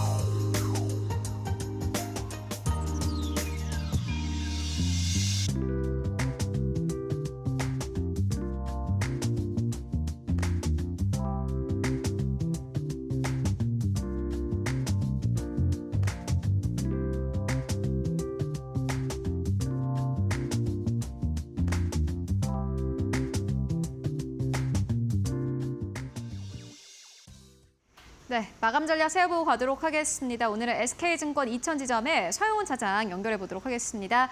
안녕하십니까? 네, 안녕하세요. 네, 오늘 시장 마감 상황 어떻게 보고 계십니까? 네, 오늘 시장에서의 반등 자체는 괜찮다라고 볼 수 있겠습니다만, 코스닥과 좀 차별화 장세가 이어졌다라는 점에서는 다소 좀 아쉬운 점도 있지 않나라고 생각을 합니다. 우선은 BOJ에서의 금리 인상이 이루어졌음에도 불구하고 현재 구간에서 일단은 좀 긍정적인 코멘트와 더불어서 미국 선물 시장과 아시아 증시 모두 상승을 하는 모습이 나타나주고 있고요. 이러한 점들로 인해서 한국 증시도 오후장 들어서 좀 더 탄력을 좀 확대해 나가면서 상승세가 좀 이어지고 있다는 점에서는 좀 긍정적으로 좀 볼 수 있을 겁니다. 물론 코스닥도 오후장에서 좀 올라오긴 했으나 지금 현재 코스닥 업종에서 바이오 섹터라든가 이런 쪽이 큰 폭의 좀 하락세가 이어지다 보니까 반등세가 크지 않았다라는 점들을 좀 볼 수가 있겠고요. 결국에는 FOMC 회의에 대한 결과까지도 좀 관망세가 이어지고 있지 않나 싶습니다.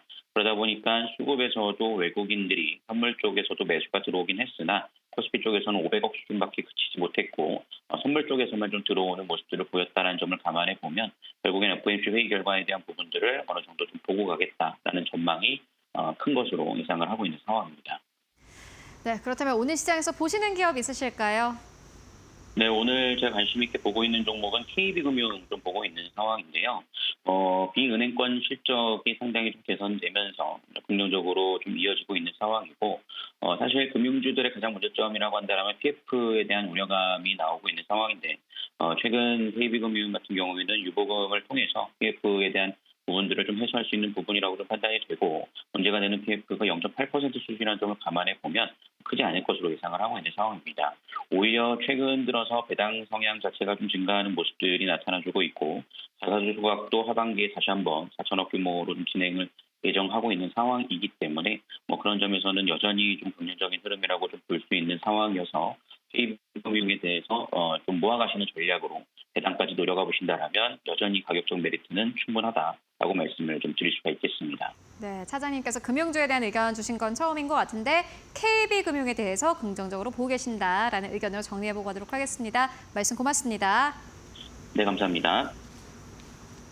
네, 마감의 기술로 이어갑니다. 이데일리온의 곽유정 파트너 오늘도 함께합니다. 어서 오십시오. 네, 안녕하세요. 네, 시장이 그래도 코스닥 시장도 보합권을 거의 올라오고 있고 나름대로 그래도 괜찮은 것 같은데 오늘 시장 어떻게 보셨습니까? 근데 오늘 지수 움직임이 변동성 자체가 좀 굉장히 좀 크게 나온 편이에요. 정신이 하나도 없네요. 네, 지금 분봉상 움직임 보더라도 10시 구간까지는 지수가 오늘 좀 선방하면서 네. 좀 방어적으로 올라가나 싶었는데 11시 기점으로는 지수가 또 하락세 꾹꾹꾹꾹 눌러주다가 또 다시 이제 오후 기점으로 반등 주면서 또 다시 밀렸다가 네. 결국에는 오늘 이제 분봉 움직임 봤을 때는 W자 패턴으로 해서 움직임이 나온 거거든요. 네. 일단 오늘 이렇게 국내 증시가 변동성이 좀 클 수밖에 없는 이유가 아무래도 FOMC와 BOJ 통화정책회의 때문이라고 볼 수가 있을 것 같은데요. 일단 이 BOJ 통화정책 관련해서는 제가 이번 주에 한두 번씩 이렇게 언급을 좀 드린 것 같은데 일단 금리 그 인상에 대한 가능성 자체가 원래 한 20%대 정도밖에 되지가 않았습니다. 그러니까 금리 인상을 하게 되더라도 이번에 하는 게 아니라 한 10월쯤으로 이제 미뤄지지 않을까라는 이야기들이 사실 시장에는 좀 만연했었거든요. 근데 네. 제가 오늘 이제 오전에 뉴스 기사를 계속 이제 검색을 해봤습니다. 왜냐하면 BOJ 그 통화정책 회의가 어떻게 진행될지 그 전에 이제 뷰가 또 뭔가 바뀌는 부분이 있을지 검색을 계속 해보니까 네. 오늘 이제 오전 기점으로 해서 그 분위기가 완전히 반전돼서 어쩌면 빠르게 금리 그 인상을 단행할 수도 있다. 그러니까 엠바고가 미리 풀렸었나 봐요. 네. 그렇게 이제 오전 분위기가 흘러가다가 딱 점심 식사하고 나서 확인을 해보니 BOJ 쪽에서 딱 그 금리 인상을 지금 현행 그 제로금리 0%에서 0.1%에서 지금 이제 0.25%로 이제 올린다라고 이야기가 나왔습니다. 이렇게 이제 일본 쪽에서 금리 인상을 단행하게 되면은 사실 이제 미국 국채 같은 경우에 빠져나갈 가능성이 높거든요. 일본 쪽에서 미국 국채를 많이 가지고 있기 때문에 그러면은 미국의 국채 가격이 폭락이 나오면서 금리가 올라가게 될 가능성이 높습니다. 그렇기 때문에 지금 미국 쪽에서는 금리 인하를 단행을 하려고 하고 있기 때문에 하루라도 빨리 하는 게 좋겠죠. 그렇기 때문에 이와 관련된 이야기 제가 뒷부분에 내일장 시장 정리에서 조금 더 이어가면서 이야기 도와드리도록 하겠습니다. 네, 오늘 시장 정말 변동성이 컸습니다. 코스피 지수 같은 경우에도 초반에 상승 출발했다가 다시 조금 하락했다가 변동성은 계속 나타나다가 장중에 등락을 반복했고요. 외국인과 기관의 동반 매수세가 들어오기는 했지만 1%대 오름세에 그쳤습니다. 2,765선에서 마감을 준비하고 있는 모습입니다. 코스닥 시장은 조금 더 그래도 탄력을 붙으려고 노력을 하는 모습 보여주는데 그래도 아직 보합권입니다. 외국인들의 매도세가 시장을 누르고 있습니다. 우리 시장 마감합니다.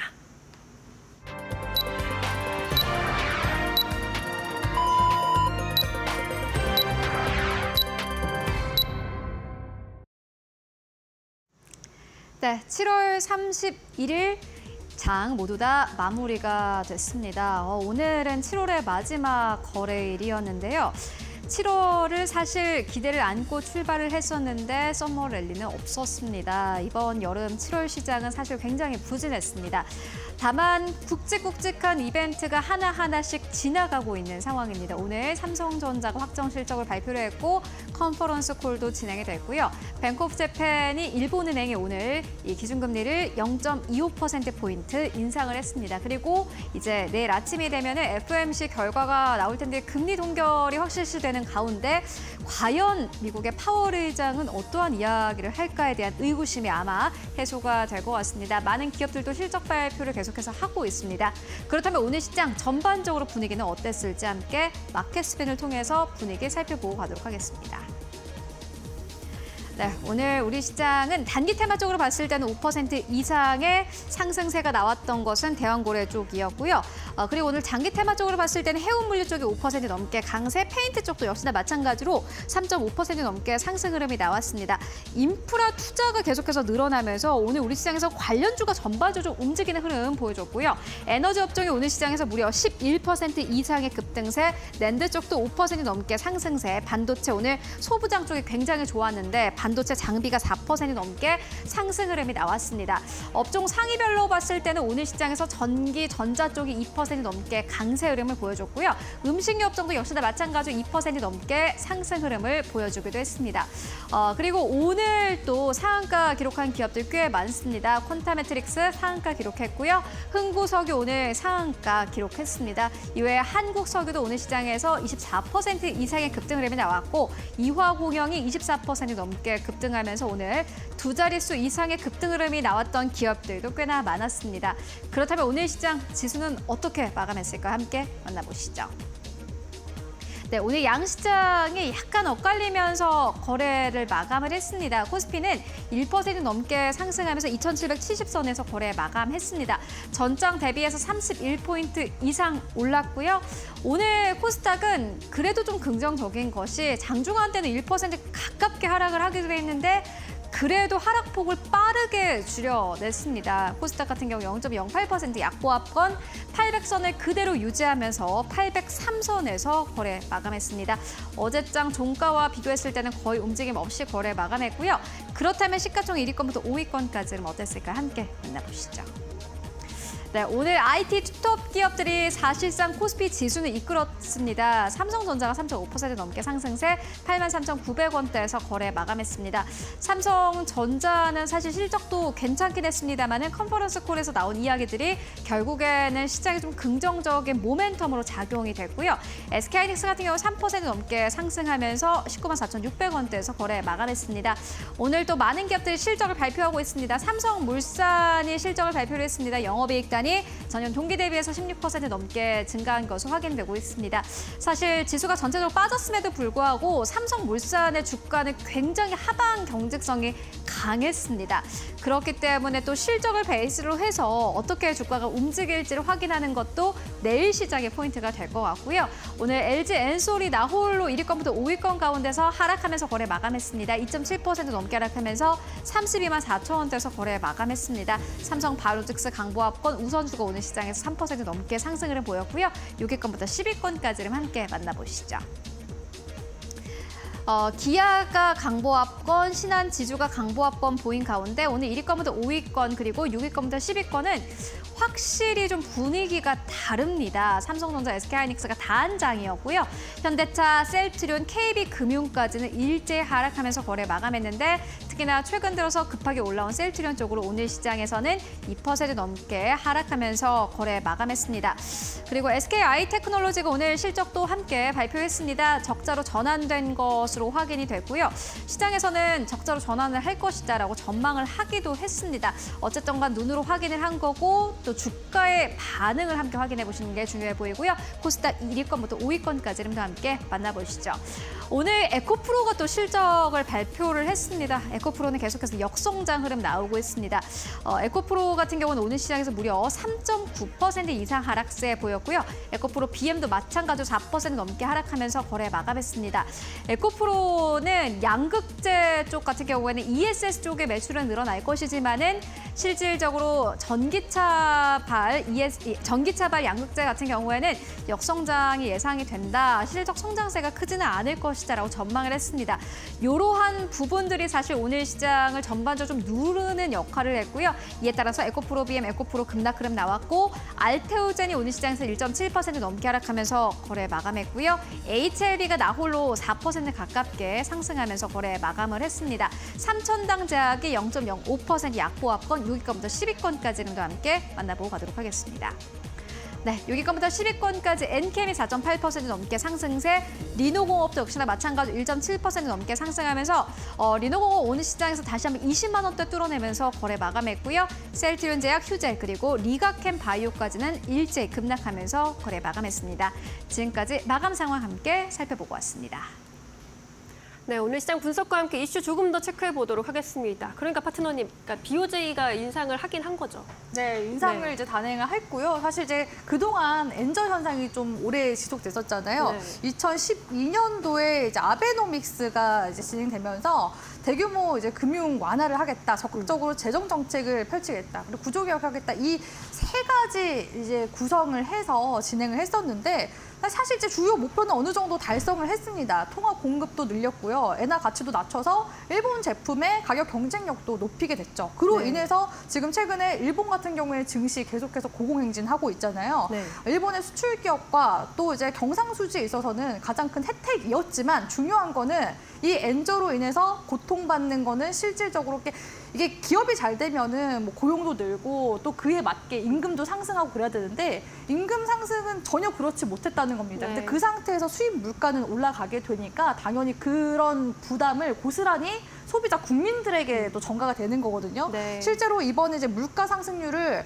2년 동안 최근에 일본 국민들이 경험하게 되면서 이 물가 상승분을 뺀 실질 임금이 지금 지난 5월까지 26개월 연속으로 지금 현재 마이너스를 기록하고 있다고 합니다. 네. 그러니까 지금 일본 쪽에서도 고민이 이제 좀 깊어지는 시점인 거예요. 기업 쪽은 지금 나아지고 있는데 실제로 이런 이제 국민들의 주머니 사정은 굉장히 더 어려워지는, 그렇기 때문에 지금 나쁜 엔저다, 슬픈 엔저다, 일본 쪽에서는 그렇게 또 이야기가 네. 나오고 있는 상황이거든요. 그런데 이제 이렇게 금리를 높이게 되면 자산 시장의 변동성이 당연히 또 커질 수밖에 없기 네. 때문에 좀 고민을 했었던 것 같은데 그 시점이 좀 더 빨리 앞당겨진 것으로 보여집니다. 그래서 일단은 일본 쪽에서는 일단은 기업에 대한 부분들은 좀 어느 정도 잡았으니까 좀 국민들의 좀 마음도 좀 민생도 한번 다스려 보자라고서 기조가 그렇게 좀 바뀐 것 같아요. 근데 이렇게 말씀드렸다시피 일본 쪽에서 금리 인상을 하게 되면 미국의 국채 금리는 높아지는 그런 이제 부분들이 우려가 되는 부분입니다.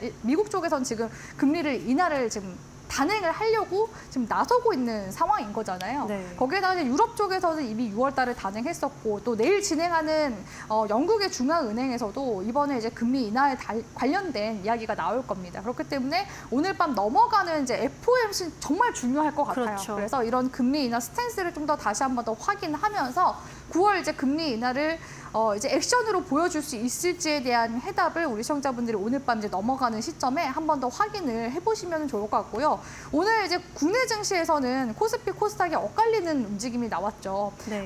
그런데 삼성전자와 SK하이닉스는 오늘 또 반등이 나와줬습니다. 네. 최근에 좀 약간 디커플링 되는 모습이었었는데 삼성전자 삼성전자에서는 이전에 잠정 실적 나왔었던 대로 2분기는 어닝 서프라이즈 나왔고요. 2분기에서는 우리가 사실 실적적으로 의미 있었던 부분이 레거시 쪽, 지금 메모리 반도체 업황이 반등이 나오고 있어서 HBM 매출이 지금 많이 반영이 안 되더라도 지금 전반적인 그런 이제 DS 사업 부문 자체가 지금 실적 퍼포먼스가 나고 있다라는 점이 의미가 있다라고 말씀을 드렸습니다.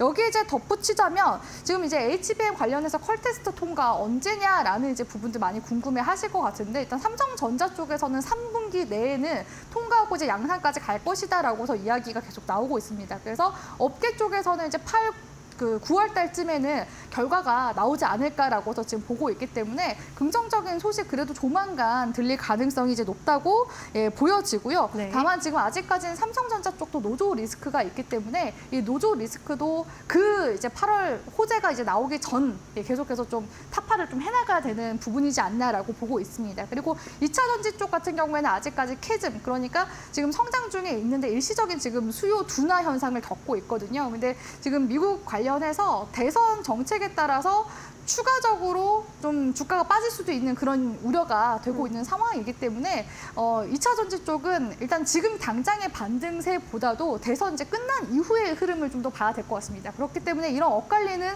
움직임들이 오늘 전체적으로 좀 혼조세로 증시 흐름이 흘러갔었던 게 아닌가라고 보여지고요. 네. 일단 이번 주는 슈퍼 위크였는데 전반적으로 이벤트는 어느 정도 지금 소화가 되고 있죠. 있는 상황이라고 보여집니다. 그렇기 때문에 변동성이 굉장히 좀 강한 움직임 나와주고 있는데요. 일단은 월말은 또 결산일도 이제 월말이 보통 나오기 때문에 오늘 일단 변동성 잘 버텨내셨고 이제 내일부터는 본격적으로 또 월초 시작입니다. 아직까지 미국의 주요 빅테크 실적들 아직 발표 중에 있으니까요. 또 관련 흐름들도 여전히 좀 지켜봐야 되는 부분이라고 보여지고 있고 네. 지수 방향성도 계속해서 예의주시하시면서 가시는 것이 좋을 것 같다고 시장 전략 도와드리도록 하겠습니다. 그럼 내일까지는 그래도 변동성 좀 더 있을 거라고 봐야 되는 거겠죠? 일단 FOMC 결과값에 네. 따라 다르겠죠. 그렇죠. 내일은 네. 좀 미국의 FOMC 결과를 잘 지켜봐야 할 것 같습니다. 내일 또 전해드리도록 하겠습니다. 그럼 이제 시초가 공략주를 좀 살펴볼 텐데 아모레퍼시픽 들고 오셨어요. 화장품주가 최근에 분위기가 좋던데 어떻게 보시나요?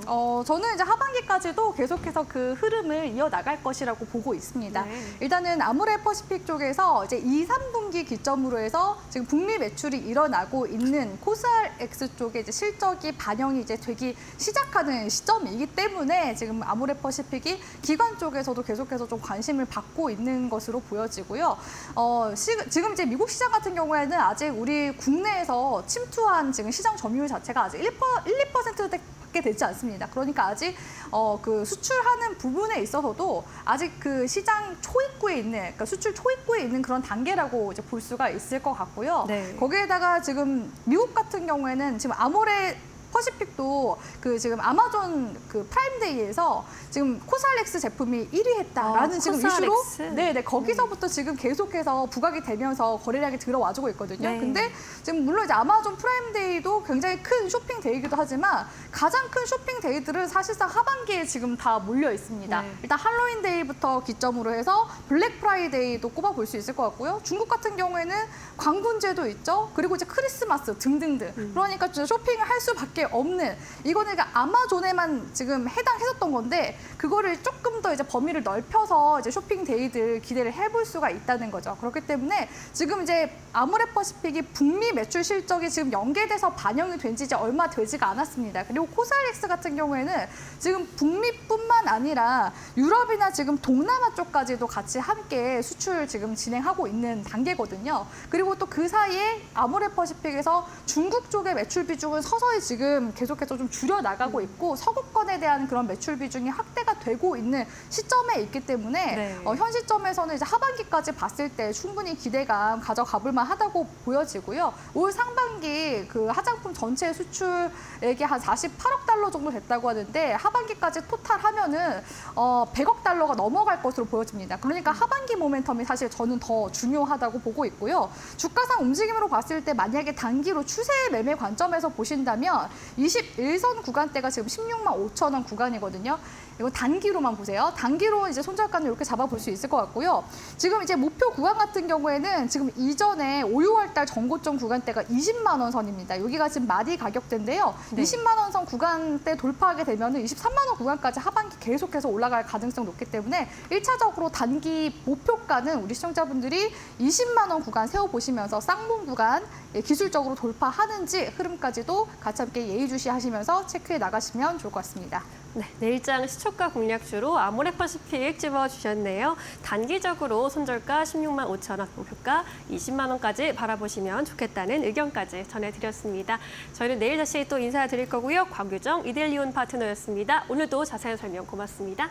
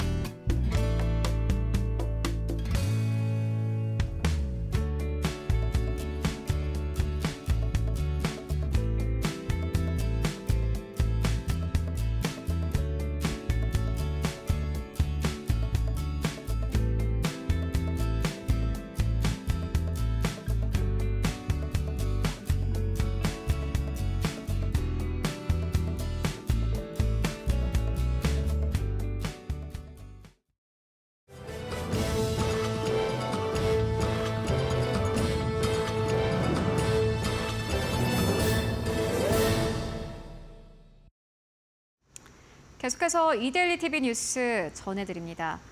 일본은행이 지난 3월 마이너스 금리 해제 이후 넉 달 만에 기준금리를 0.25%로 인상했습니다.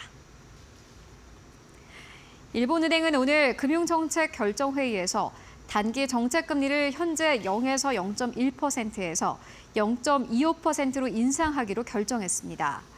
이에 따라 일본 단기금리는 2008년 12월 이후 15년 7개월 만에 가장 높은 수준으로 돌아갔습니다. 일본은행은 임금 인상 움직임에 힘입어 물가 상승률 2% 목표를 안정적으로 달성하고 있다고 판단했습니다. P&S 미케닉스가 오늘 코스닥 시장에 상장했습니다. P&S 미케닉스는 의료용 재활 로봇 전문 기업으로 창립 이래 300여 종의 로봇을 개발해 왔습니다. 이날 종가는 공모가 2만 원보다 13.86% 오른 25,050원을 기록했습니다. P&S 미케닉스는 공모금을 연구개발 및 생산시설 확충과 해외 진출 투자 등을 위해 활용할 계획입니다. 서울국제건축영화제가 오는 9월 개막합니다. 영화제는 건축과 문화의 만남을 표방하며 아시아 유일의 건축 영화제로 위상을 다져왔는데요. 올해는 어떤 영화들을 선보일까요? 이혜라 기자입니다. 서울국제건축영화제가 올해로 16회를 맞습니다. 아시아 유일 건축영화제인 행사는 명성답게 작품성 높은 콘텐츠로 구간 건축인을 포함해 많은 이들의 관심을 받았습니다. 올가을 개막을 앞두고 대한건축사협회는 오늘 영화제 소개식을 진행했습니다. 참석자들은 영화제 성공 개최 도모에 한 목소리를 냈습니다. 원래 슬로건은 플랫폼입니다. 연결과 소통의 공간을 의미하는데요. 건축이 어떻게 다양한 사람들의 삶과 연결되고 새로운 기회를 창출하는지 이야기하는 기회가 될 것입니다. 영화를 통해 건축 예술의 다양한 측면을 경험해 보시기 바랍니다. 조금 더 많은 사람들이 영화를 통해서 건축에 관심을 많이 갖게 될 수 있는 계기가 됐으면 좋겠고요. 건축이 얼마나 우리의 삶에 영향을 미치는지를 어떤 이 영화라고 하는 매체를 통해서 나레이션을 쫙 보여주면은 조금 더 쉽게 이해될 것 같습니다. 영화제는 9월 개막식으로 문을 엽니다. 관객들은 국내외 32개 작품을 이화여대 아트하우스 모모에서 만날 수 있습니다. 감독 토크쇼, AI와 건축 플랫폼을 주제로 한 건축 포럼 등 이벤트도 마련합니다. 이데일리 TV 이혜라입니다. 지금까지 이데일리 TV 뉴스 전해드렸습니다.